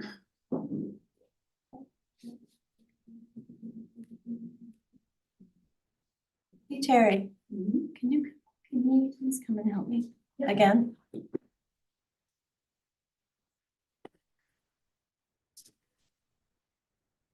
Come on over. Okay. Oh, maybe I I'm love fine that. now. Hang on, wait, don't Sometimes go they too have far. like a Christmas tree out, and you buy a specific need for a kid. Please share. That's Okay. great. Thank Do you. some- It's just having you near. That's Yeah, what the secret is. Okay, so again, the same unallocated fund balance that I gave to you in a PDF. Here is the background on it. And over here to the side is where those two figures are the 1.3 million right here and the 700. The 2 million, that's the amount that we're applying for our current budget. If I look at increasing that to apply additional carry forward, now we run out of fund balance in 2029. Means we're short. So the only, I mean, we can absolutely, if the board wishes, we can absolutely apply additional carry forward. But the problem is you are basically kicking our problem down the road to deal with in another day. And that problem is going to be much bigger. And that there is not enough time in 28, 29 to actually go through all the process to close the school. Well, we could possibly close the school in a year. But again, we would need to It start. would be really unpopular to do. Yeah. To do I think that 23% though is also going to be It's really also unpopular. going to be, and I think there's, What's the possibility of reducing the $2 million contribution? Can we reduce that? If I reduce it, it will increase the amount to the locals. I know it, Mhm. which means you have to find more ways to cut even more. Do you have a But I mean, not this suggestion? year, but in the next budget year. Well, next year, you're gonna have increases in salaries, you're gonna have all the things that are already baked into contractual agreements. So it's not like it's gonna be easier, it's gonna be harder. No, but I mean, if you don't reduce that amount that you're allocating, you're gonna run this budget out even faster, this unallocated fund faster. But when we talk about making those difficult decisions, I mean, there isn't enough technology to bring us in where we need to go. There aren't enough administrators to bring us where we need to go. It's going to, unfortunately, it's going to have to touch the classroom. That is where the largest pot of money sits. We are forbidden, we are unable to touch special ed because of law. So it's just the facility. it's just where it is. It's the It facilities. is the facilities, and I think, we keep saying it's the facilities, but when you lose an average of 100 students per year, what's the cost per pupil? 8,000, a little more than 8,000. Yeah. In subsidy. So a little more than 8,000. 19,600. I did the math. Yes. If you divide the number of students in the total budget, we're $19,000. Right, so when you look at what we're supporting the same number of buildings, but fewer and fewer students within those buildings. And for every student that we're not educating anymore, we're just not getting that money in the formula. So it's kind of wasting money So the state is looking at in the nicest redoing way. or There will be a jigging the formula. It will be That will new. not save us for this year. No, but it will save us for next year. So we'll see, But so what they're not- talking about is next year there being Saying it winners will. and losers, right? Yes, correct. The pie is the pie, your piece of the pie depends on the year, right? The pie is the pie. So Right. we will see what happens to our subsidy next year based on our valuation and our declining enrollment. I don't know. Just Sorry. a clarifying question very quickly. Did I mishear you? I thought I heard that it takes several years to close a school, but you said you could close it in a year. Is there a time frame that they, like, once you initiate closing? Is there like a minimum and maximum time frame? So Or we would need to start the process with obviously with the public, right? And then there's statute requires that we follow procedures. We need to we need to calculate what our savings, the Department of Education needs to agree that what I say our savings are in fact what our savings would be. They bless it. Then we have to give the local municipality an option to vote to see whether or not that town wishes to raise that money needed to keep the school open. If that doesn't happen, then we are able to close the school. And as a reminder, closing a school, we are not allowed to close a school without a vote, which means we need to provide pre-K to 12 instruction in that school. It cannot be a special purpose private school. It cannot be a special ed school. There needs to be regular instruction occurring in that school. So if we can't close it, we need to make sure. So, I guess if the community that we choose votes to not close that school, then we would see what our options are to try to reduce our footprint in that school. That's what would. So maybe could be done in a year, it would be, that would be hard to, that would be. hard to predict, but I thought, I misheard you. I thought it was like a 3 or 4 year process but you're saying that, so I misheard. Thank Well, you I for did say it would be a multi-year because I Okay, think by the alright. time you do the research, Okay. got weigh it. the options, Yeah. involve the community, Okay, have the vote, communicate with the department okay. for the approval, Make sure all that of the pieces. ours to close, ours to sell, ours to do So whatever. There's we just a tried lot to of- close Randolph 4 times. Each time it was done within a year, but there have been conversations. We had been trying to close TC Hamlin for a while. It was, like 15 years. I mean, we got to the point when I think there were 40 students in that school at the time that we had Correct. closed that school. And we included the community in every step. Mhm. Molly, you've been so patient. Sorry, Your arm must be Molly. asleep. Sorry, it's like a back to basics question, but where does the fund balance come from each year? Because this year we were able to put more in than last year. So the fund balance this year, there was more in there because of unfilled positions. Okay. That is where the biggest percentage of where the unallocated fund balance that dumped back in, it was special ed.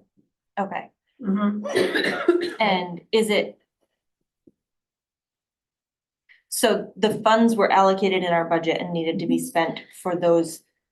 So in a perfect world, if I budgeted and it was a perfect world, at the end of the day, there would be no money left. Mhm. Like if everything went off just as we envisioned. Mhm. So things obviously didn't go off as envisioned. So there were positions that we were unable to fill. So there are savings there. There may have been facilities projects left from monies Gabe had. There may have been, that is basically, it's like your checkbook.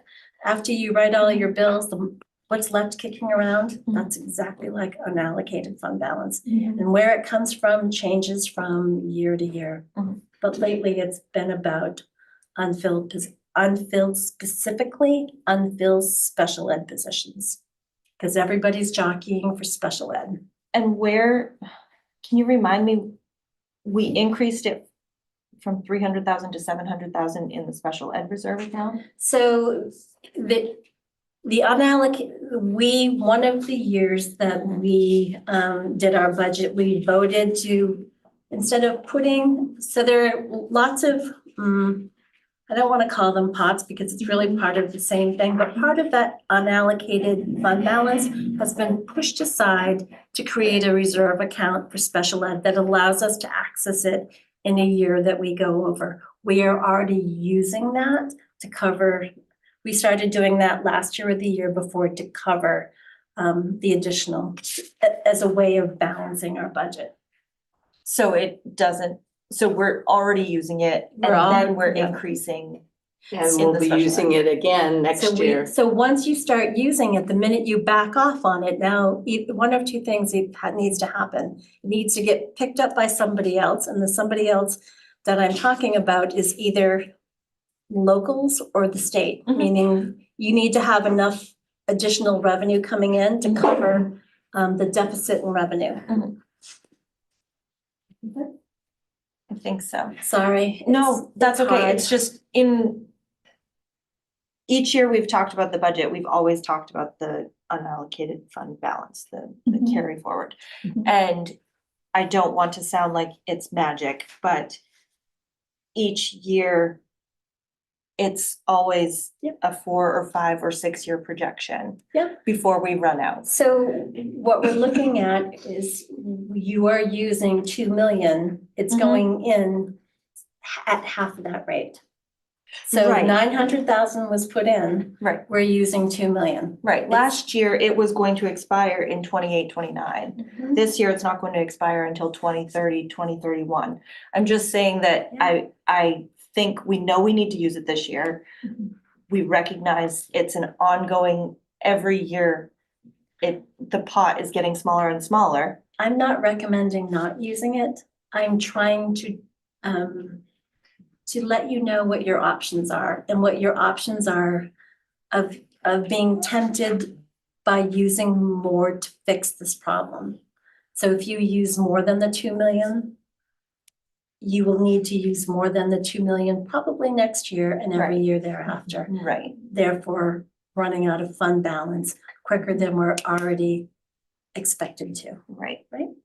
And there's no guarantee that we're gonna have $840,000. Well, we're not, because we've already talked about using some of that unallocated fund balance to fund some of Gabe's projects. They're Gabe's projects, some of Gabe's projects. Which is why we don't have Yeah. 840,000 underneath the 225 for 27, 28. So last year, I glanced at it, 200,000 of our carry forward came from facilities, which is why I proposed using some of that facilities carryover to knock off some of these projects. Because we were talking about things not being done in our facilities. Mhm. So that was a way of addressing those to get them off the capital improvement plan. So if everything gets funded and all those positions are filled, we're not gonna have $840,000 added to the budget. We may actually run out of funds in 29-30. You know, I know that we have open special ed positions, but I also know that we plan to use some of that fund balance to take care of some of our projects. Yep. As our budgets get tighter and tighter, the amount of carry forward will reduce. But we only have until June 30th to use any of that, right? Right now, Of this year's of money. this year's money. To use money in our current budget, yes. Once June 30th is done, we cannot use the money in our current budget. Right. After June 30th, we have to start using FY27. Which any remaining would then be part of our Would carry then be forward. part of our carry forward. Right. So what typically happens is, we are closing our books upstairs. We're taking care of any bills that are straggling in from 2026. Mhm. So in auditing, you need to expend things from the year in which they were purchased or used, or they were, the repair was made. So anything, that's why there's a push for for Gabe to finish those projects so that Right. we're able to fund it out of FY26. Right. So yeah, Molly, there potentially will be already 200,000 less in carry forward because we're Exactly. basically using all of my budget pretty much Yes. down enough. But hopefully Yeah. 200,000 less in what we need to do for projects. At least from the Yes. current list, Yes. right? I know Yes. it's an exhaustive From the list. current list, Don't ask exactly. him about current the list. $35 million list, because there's another list that we're not even talking, Yeah, that we're right, not right, even right. talking about, right? But you are right, we're Right, we're it's, using we're that to using buy it, down, we are using it to buy it down by doing the Yes. project. and we're improving our facilities and doing that, and Yeah. we're trying to take care of things, so it's not, Yes. but not we have to money. get those things scheduled in order to use it this year. Yes. You're right, you've got it. Yes, and it is a sharp deadline. Yeah. That embrace. Questions about unallocated fund balance? It's a real fun conversation, right? Well, you're doing it better and better every year. Well, I need for you to see what the ramifications are. Okay, Yeah, we need to understand that. all right, what's next on our list? Let me stop sharing this. School revolving renovation fund. Yep, renovation. Okay, Revolving. so we're gonna continue to talk about facilities. So as a reminder to you, at the end of January, the state of Maine approved us for a revolving renovation fund loan, which means the state picks up a percentage of whatever the project is. At about the same percentage it's funding EPS. So for us, it happens to be about 66%. So out of that, sorry, I have too many things going on. So out of, you all have documents that show the school revolving renovation fund eligibility certificate. What you see is the project that Gabe submitted for the high school ventilation, which is dealing with that moisture barrier. That project is estimated to cost $226,000. 149,000 of it is, or 66.15% is going to be paid by the state. We don't have to pay it back. The remaining 76,638 or 33.85% is our responsibility. We've talked about this during board meetings. The longest that can be funded for is for 5 years, according to the state, because the loan is less than 500,000.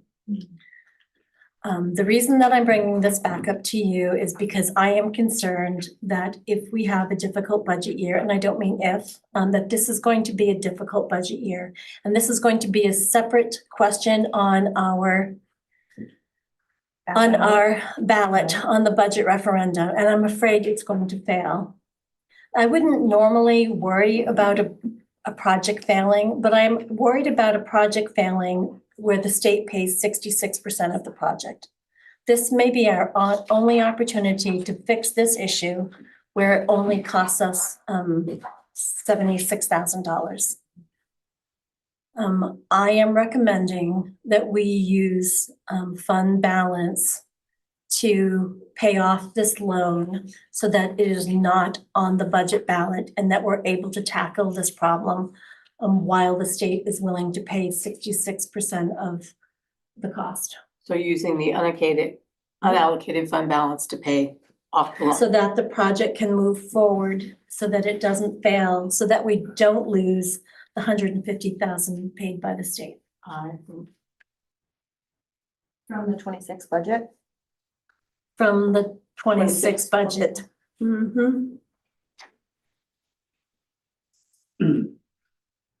But we only need to fund it on a 5-year payment. So what I'm going to propose, there is already a reserve account set up for facilities. I'm going to propose at the end of the year that we move, that a question be added to the budget process, that we move enough money into that reserve account to cover this payment, so that next year, when the work is done, that we're able to pay it. I'll be able to move the 16,000, the payment out of the budget moving forward, and that it will be done and paid for, and hopefully it will resolve the ventilation issue at the high school. That is what my proposal to you is. So we need to make a motion right now. Well, we need for you to, I think you need to make a motion to recommend to the board. I don't think it's going to be a finance decision. I think it would need to be a It's board. a finance question that we ask. Do we want to bring this to the full board for a vote? And I guess we could ask for a thumbs up, thumbs down. Do we support that thought? And we can take it to the full board, saying that it had a majority of support on the finance committee, not to trick anybody, but to just let them know. Oh, you that have we to be a talked about committee it. member to vote. Yes. Molly, you had. Right, so I'm just trying to understand, you're saying place the 76,000 in a reserve account In a reserve account from out of the general? unallocated Allocated. fund balance. So basically, I'm going to remove it from what's left over. Say there's 840,000 Right, this year. I'm gonna remove it from this year and I'm going to move it into the reserve account. I can't pay it now because the work hasn't been done. So I need to be able to put it someplace where we have access to it. The only place I have access to it is in a reserve account. So at the time that that bill becomes due, that we're able to pull that out, because as I said, we are not able to dip into our unallocated fund balance every time we need money. It does not work like that for schools.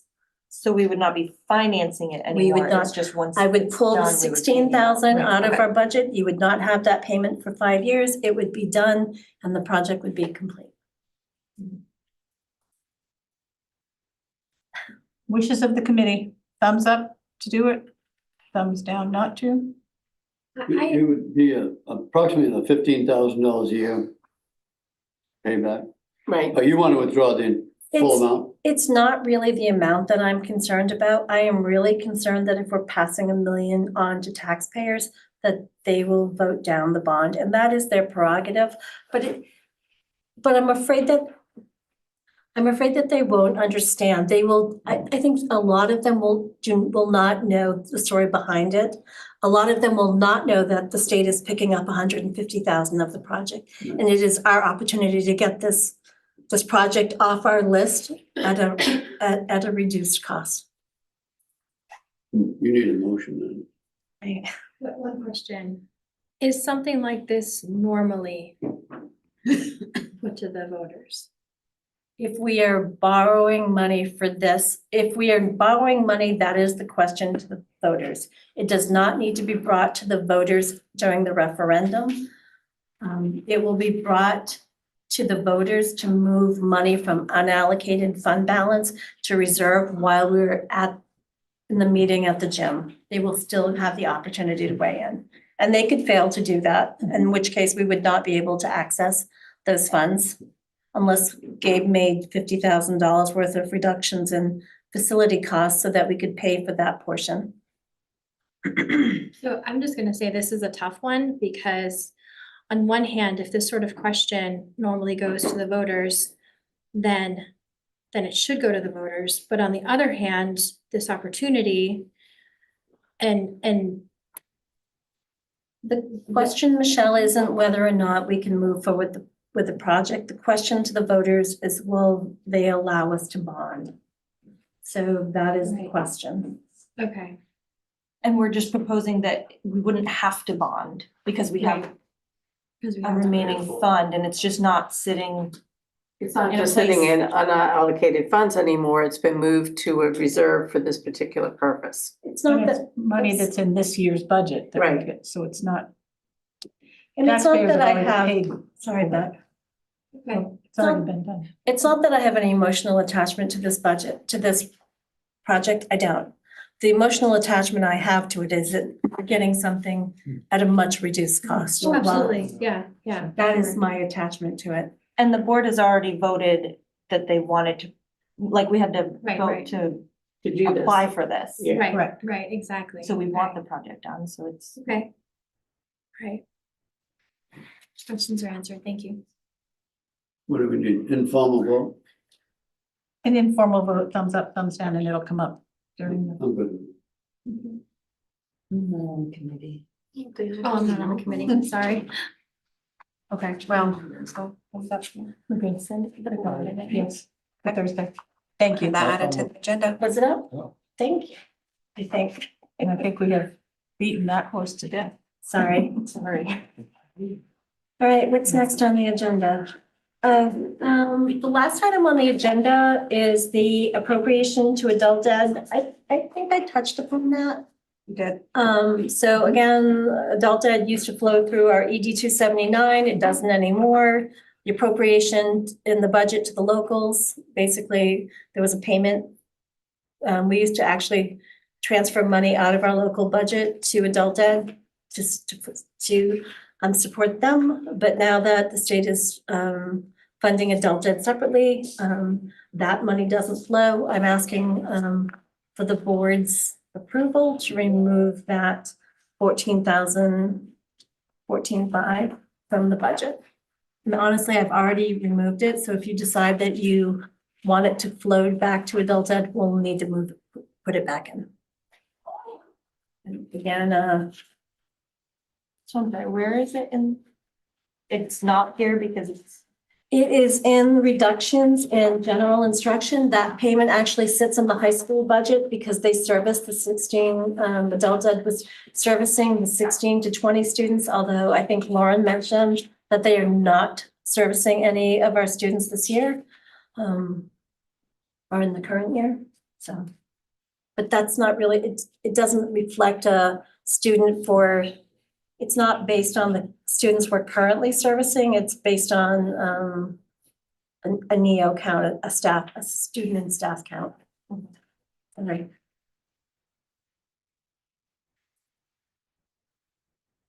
So what is it you're looking for? I'm sorry. I just want, or we just want the board's approval that they are okay with us removing the 14,000 allocation to adult ed. What's? the problem? Like adult ed is getting additional subsidy directly from the state through Yeah. other means. Yeah. So it's not we're taking it out and they're giving 14,000. They have additional funding because their funding mechanism for this year is different than it's been in years past. Take it to the board. Okay. Let's do it. At the end of last week, there was a question about impact to students about the reductions that we're having. Do we hear that impact? Do we have the opportunity to hear that impact? From administrative team. Yep, we certainly can build that in. I would say tonight, but it's getting to be late and none of them are prepared to speak to it. Mhm. And we have a meeting Thursday before the board meeting and we have more work to do coming out of this conversation.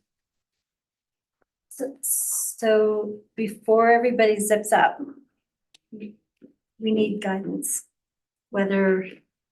How do you say that? We do. What I'm hearing is that we need to take a look specifically. We're going to be looking again at athletics, that basketball security. We're going to look at technology. There's been a request for looking at SEL instruction. Are you able to articulate, Also, I'm concerned about which positions are going to be lost in the middle school and the high school. So you don't know yet, but The numbers that you put for those two positions are very specific. So I feel like you may have an idea. So one of them is an unfilled position, which does not mean that it's going to affect the same department. So it's easier to cut an unfilled position because we obviously just wouldn't fill it. is that the middle school or the high And school? then the other, that would be the high school position. The middle school, we looked at seniority lists drive all of our reductions in force. So while we may be talking about a specific person, there are things that go on. So it's never the person that, it's never the position. Things move around and change. Often it's somebody different. So we looked at the seniority list And it as depends a where they guide, are. right? And it depends on where they are on the scale. And often there are 3 or 4 people at the bottom of the seniority list, so Right. there are conversations that need to be had behind the scenes about how things play out. Those numbers would be very specific because of where they are. Yeah. So, I recognize, sorry, one more. This would really be a wrench, and maybe it's more a question of restructuring for next year. But I think for the past 3 years, I've been a broken record of, we removed our guidance program. And we really seem to be seeing a response to that. Or it appears that maybe we have. So is there any way, are we looking at restructuring to bring a guidance program back to the students to alleviate that from the classroom teachers and have a focused class? at the elementary level, is that what you're meaning? I know it was removed from the elementary. I don't know what the structure was in the middle school or high school, or whether or not it was. Yeah, I'm just looking to see. So guidance and social workers sit in the same category on the So- 8279? Yeah. We are actually looking at adding a layer of behavioral support in direct response to the behavioral needs that we're seeing, and a need for something in between the general classroom instruction and some sort of higher intervention or identification through special services. And that is a model that we're looking to integrate. We need to know where we're coming in order to know if we can adopt a model like that. We need to know what our bottom line is, to know the plan is prepared. It's involved educator and administrator input. It's gone through curriculum. So we are prepared to employ that plan if we're able to do that. What we don't want to do, and I've said this in meetings past, is start making decisions to survive budget season and get through, and then make decisions that don't make sense for students and staff. And we don't want to be in a position to dismantle parts of the system for the sake of balancing the budget. So we're recognizing these are hard decisions, and we also are recognizing and having conversations as an administrative team and in buildings to an extent, because again, things aren't really clear. We haven't identified specific positions. We know where we can reduce, and we need sort of the dust to settle a little bit, which I recognize is not clear, but we have a commitment to a strategic plan that was developed in partnership with community stakeholders, right? We have shared values that we've identified as making sure that students know they matter when they're here, that everybody matters, and the mental health of our students. We have a commitment to educator sustainability, which involves opportunities for teacher leadership and instructional growth and capacity as professionals. We have a commitment to community connections across the district and making sure that students have opportunities to get out and that we're inviting the community into schools. We've got a commitment to evolving curriculum and instruction. We've got a commitment to facilities and maintenance out of necessity and because we want our facilities to continue to be functional spaces for all the students. So when we have families in survival mode and this budget season feels like we're in survival mode, it can be hard to lose sight of that those are our values and they are reflected and they reflect the values of the community. We don't want to be in a position, I don't want to endorse a budget that starts to dismantle some of those structures. Ultimately, if we could sort of think of this as, let's get to a place where we can find significant reductions with little impact on students and start to rebuild some of the areas where we have to hold off. You know, there's some restructuring here and some shifting of positions because we value our staff members. And if we're losing someone through attrition or can move a position into another place while we get to a place where we can reduce in bigger chunks without them being our human resources, that ultimately we'd be in a better place. So I just did want to say that, recognizing that none of that comes easily. That said, we are at a 3%, 3.07% increase. And what I'd like to hear is some sort of guidance around what you feel the tax increase ballpark should be. So Becky, you mentioned to come in at single digits. We're at single digits. It's still a $1.3 million. How much more? It's not my decision to make, it's the finance committee's decision. However, I do know how deep we're digging, and I am very concerned about how the impact will be felt amongst our staff. I'm also very concerned about the impact that will be felt by our students if we just start taking more things away. And I know that there's only certain parts of this that we can touch. So my taxes are gonna go up significantly. And I love our schools. So for me personally, I would say don't dig any deeper, but that's just me. Sorry, it wasn't really I know, you're not asking me, but I but wanna, thank you. I would like for all those concerns to come back and, because I don't think losing people is where we need to be. And if we can take a look at some of those other areas that you're still exploring, I would like to see if there are any further reductions so that we can keep some people. See, I'm sorry. Go ahead. I see they're adding a position in the high school for it's on the agenda for Thursday. oh, I think you're thinking maybe of Hope St. Dennis, and that's Yes. The inclusion specialist. inclusion specialist Yes. for 90-odd thousand. Is that a position that's unfilled right now? Then don't fill it. There's $100,000. We need that position. So what we will do, Jeff, is be prepared to talk about an impact there. Yeah. Thursday night. I mean, you're looking to, I look at that as a position that has been unfilled, don't fill it. So as a reminder. How about class size? Is that something that can impact the, We have policy about class size. I know that's a policy issue, but And to go outside of our class policy, our class size policies, especially if we're having behavior issues, to make classes bigger would not probably be. I'd have to rely on the experts. Yeah, we actually have run the numbers, and I've alluded to that in some meetings. We've got,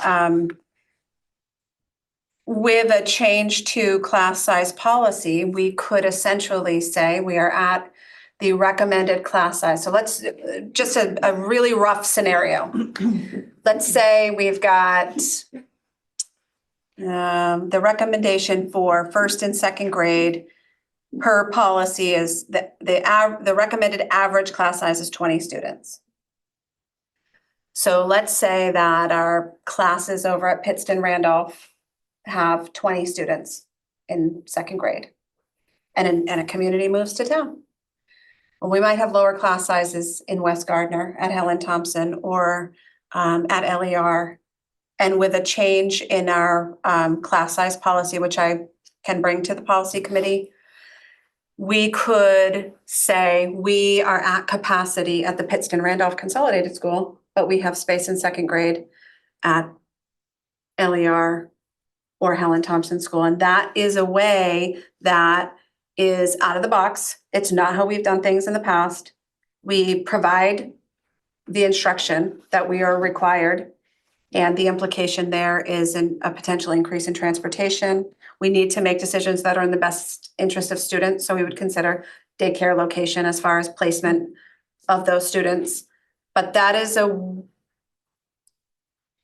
way that we could. I'm sorry about the hand grenade I threw. Well, I've been prepared for that, and so we have absolutely done the work. The elementary team, as recently as late last week, looked at, the elementary team of principals looked at the potential for a change in policy that would allow, at my discretion, through collaboration with the community school, to determine best placement for that student. I do. Can you help us understand what the inclusion specialist will be doing? Yes, I can. Thursday. And Sarah also could do that. We can. Would that be better to do on Thursday? Well, if we go away knowing it, and then we can. Well, it's on the agenda, and so maybe a little bit of information for you all to think on until Thursday, and we'll certainly be back to it on Thursday. Absolutely. So several years ago, we pivoted open special education positions that we weren't able to fill to inclusion specialist positions, because we collaboratively and constructively had a conversation about what is something we could do to mitigate the situation we are having filling open special ed positions. We had a conversation with our teachers, we had a conversation as an administrative team, and we had small group conversations, individual conversations. And something that was identified is that we could remove the paperwork from special educators. Currently, the position that is on the agenda for Thursday is filled by someone that is moving to a different position. And we're looking to move that individual in on Thursday to this position. And the position sets up IEP meetings, does the written notices, writes the IEPs, often does achievement testing and observations that are required legally for reevaluation meetings that have to occur for all identified students every 3 years. When we made the shift several years ago, 2 years ago now, last year was our first full year, but we started the conversation early the year before.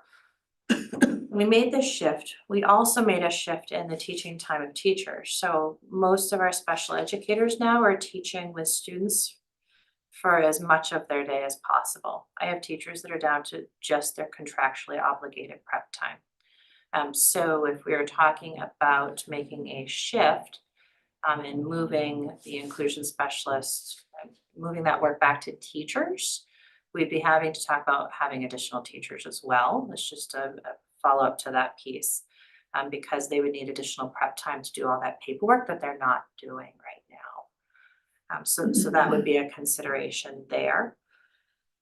They work on a teacher's contract, so their pay is aligned with the teacher's contract. There's an additional stipend to act as the LEA rep. And the way that we funded that stipend, or those stipends, is that special educators had case management stipends. And I had to have large group, small group, and individual conversations with everyone that had a stipend prior to this shift. I had to document all those conversations in writing that they agreed to forego those stipends and that paperwork for this to occur.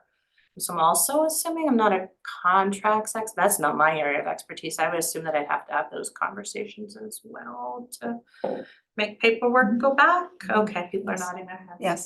That's good information for me to have. They do work the same length of the year as teachers work. Same salary schedule, same benefits schedule, a little bit longer hours. They work 8 hours a day. They have that stipend to compensate for the LEA piece and some additional work. Off the top of my head, Jeff, those stipends were about $100,000, if not more.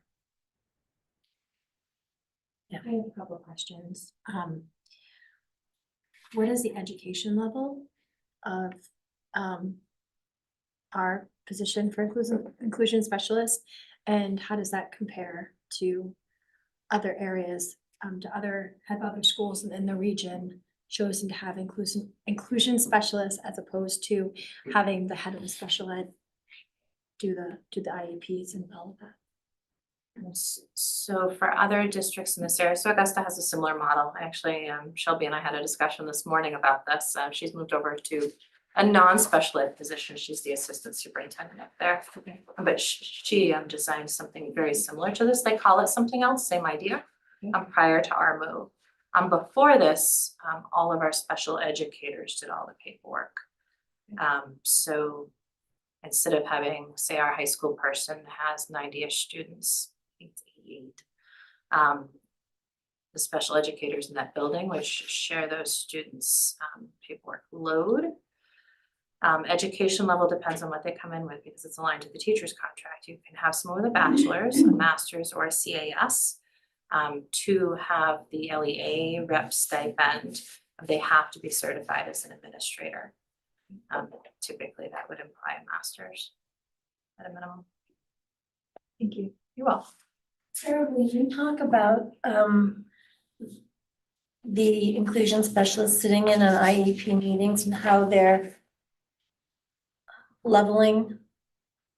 Do you understand what I'm saying? Sorry, Andrea. That they're involved, that's Consistent. all of the IEPs are you following? Absolutely. Thanks, sorry. No, so something that was different before inclusion specialist was that the paperwork that came from one special educator would look very different than the paperwork that came from another special educator.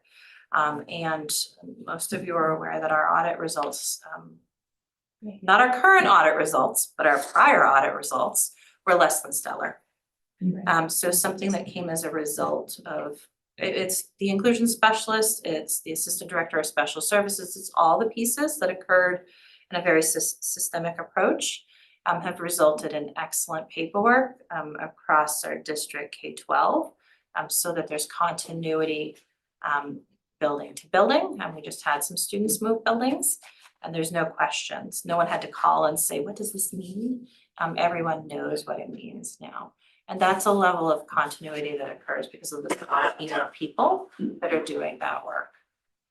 When you refer to audit, she's not talking about the financial audit.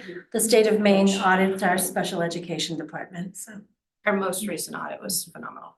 Yes, I remember that. I've been to IEP meetings and I've filled out paperwork for IEP meetings as an educator in a Title I school. But is there any way for AI to help the inclusion specialist so that since the language has to be the same across the board, that it can go more quickly and more efficiently, or are you already doing that? Some people already utilize AI and the assistant director of special services has set up templates for standard responses to certain circumstances. So for instance, even before Chrissy came on, we had one that was for reevaluations. It's a series of questions we know we have to answer. And you can plug in the words that are specific to the student. And we now have a series of those for a range of meeting types to help streamline that process. Thank you. Questions for Sarah? Thanks, Sarah. Yes, thank you. Are we filling the position that Hope is leaving vacant? We would look to slide the administrative position at the high school into the middle school.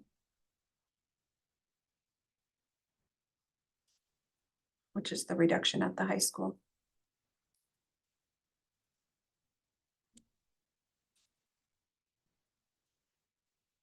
Are there any other open positions that we haven't filled? Sorry, unfilled. I would say the majority are special ed, right? That's it. Even with the number of retirements and resignations we've been receiving, are we hiring for all of those, or those are the positions that we've been cutting? That's part of the work behind the scenes. It's,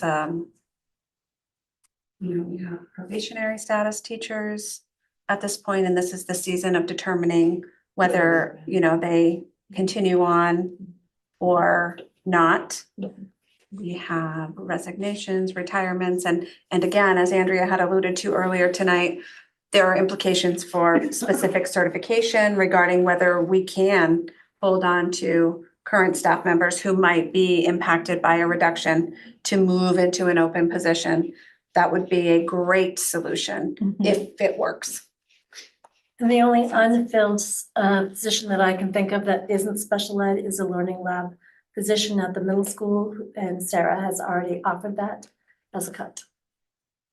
I don't know that I don't mean to make it sound like she willingly, but sadly, Sarah. There's no nice way to say any of Wow. I'm sorry, Sarah. Yeah, no, we have an open Ed Tech 3 position in our learning lab, so we still have the 2 teachers. And the person who filled that role actually shifted into one of our 8th grade math teacher positions. And we just, because it's an Ed Tech 3 position, sometimes those are really difficult to fill.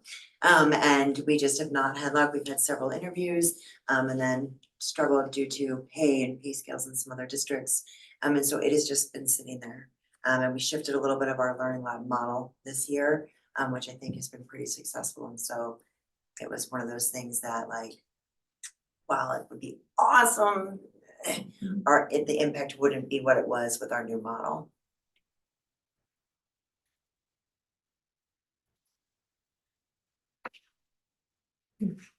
I'm just concerned that maybe the 2 principals that are the middle school and in the high school, we did get an email, the board, talking about morale and about that there are slates of people that are thinking about resigning from staff positions. And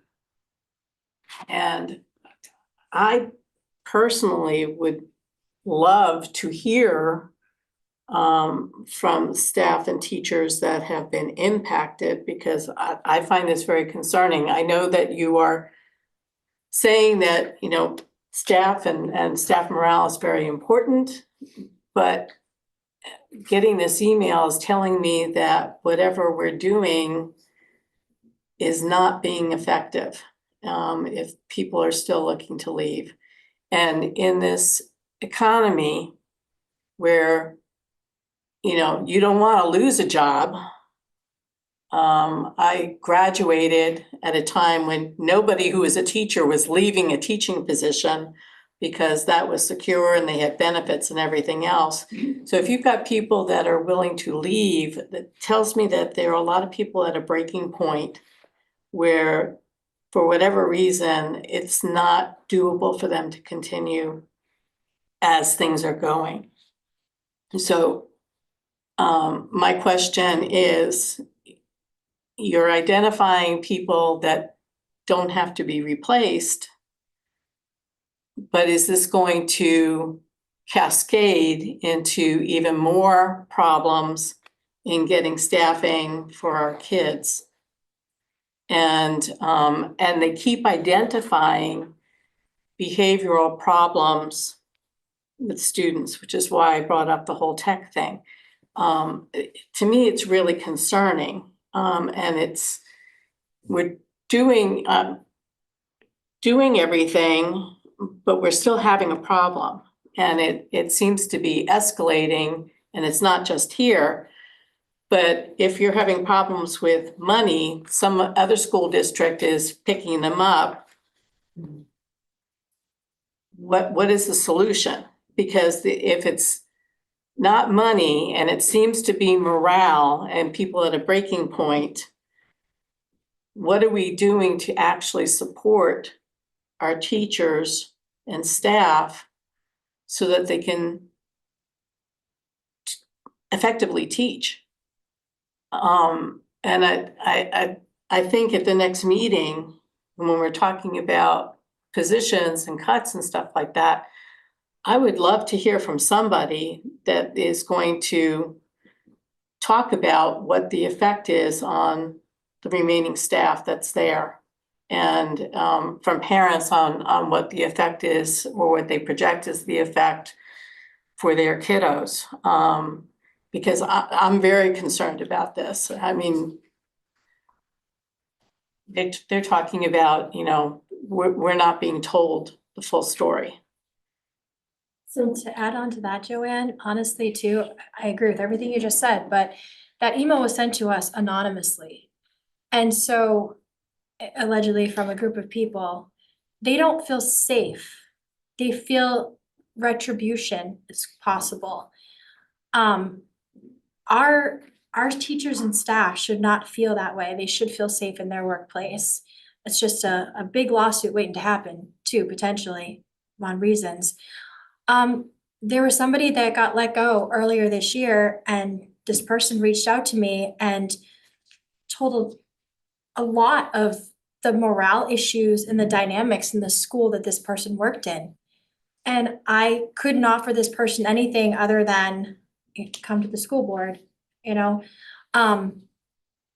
So I find it concerning that the people that our community is entrusting their children with are not feeling safe or supported at work. There were mentions in that email that there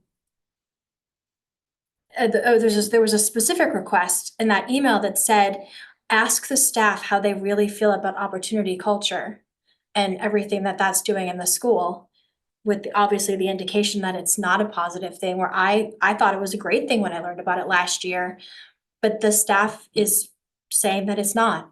And so our kids are only going to get educated by having a team that is invested and not fearful every day for their job, or fearful for what they may say in the school that they may get retribution. So that's how I read that email, was a group of staffers, teachers, who are so fearful about the culture that they're teaching in that they have to send an anonymous email. And I agree with Joanne, that's really, really concerning. And I think we need to do better. I don't know how to do that. But I don't think anybody's gonna come here on Thursday and offer public comment, because that email was so filled with fear. So Is there a climate culture, do we do a climate culture survey with the teachers at some point in time? And did we get copies of the responses? Yeah. That was one of the suggestions in the email. Climate culture survey has gone out historically. We have opportunity culture survey results. Do we have a climate culture survey at all in terms of, when I was teaching, we did have a climate culture survey, and it was basically where the problems were, where support was needed, how there was a big thing on teacher evaluations and that kind of stuff. But it was a long survey, and it kind of gave you a snapshot of where the teachers and staff support felt there were needs that were not being addressed. And so, you know, if something could be put together and sent out to all the teachers that's anonymous, and we can get some feedback. Because I think we did one even as a board, right? About how we can improve as a board, you know, what things we're concerned about. I think if we had something similar with the staff and the instruction, maybe we can pinpoint some specifics of Madam Chair, where there are concerns. Yeah, we're getting off way off, we're way off the subject of right. the school budget and the finance committee. Well, I'm only saying this in terms of my concern about teachers being let go Yeah, and what I- the impact is. I know, but But that's it's, kind of a subject. We're off. we're way off You've been here a topic. long time, you people have been in numbers all day, so. And as a reminder, the budget needs to be set by April tenth and tomorrow is April first, so. No, So while we're talking about reducing, maybe 10 positions, I can imagine the climate is much more difficult in South Portland where they're losing 80 positions. Correct. It's always difficult. We are not alone. Losing positions. South Portland, Lewiston, and this is heartbreaking for everybody up here. So I don't say it lightly, but we are all going through the same problems throughout the state. it's kind of apples and oranges. I'm talking about what are the problems that teachers are facing So, and how can we change that? We gotta stay on the subject. correct. The And finances of this. we are the business end of the stick. Climate is, sorry, your job, not ours. And we're never gonna be involved in that. We don't, that's not one of the 5 things the school board does. We do 5 very specific things, and climate in the buildings is not one of them. I'm sorry, it's the law, and you're gonna hear me No, say it's that. not. I'm not saying that we deal with the finances, but we also are the supervisor Yes, of the superintendent. she- So if there is a problem in the schools, don't assume we she wanna doesn't bring- know. I'm not saying, I'm not assuming that she doesn't know. I'm saying we need to know if it's getting better or if it's getting worse. And it seems like it's not getting better. So if we're getting resignations on a monthly basis or retirements on a monthly basis, that's my concern. It's like, what is driving this so that we cannot keep our staff? I know, but we're off the budget discussion now. Correct. And You're I right, move Jeff. for adjournment. actually. Thank you. I second. Thank you. Appreciate that. Thank you, everyone, for staying so long.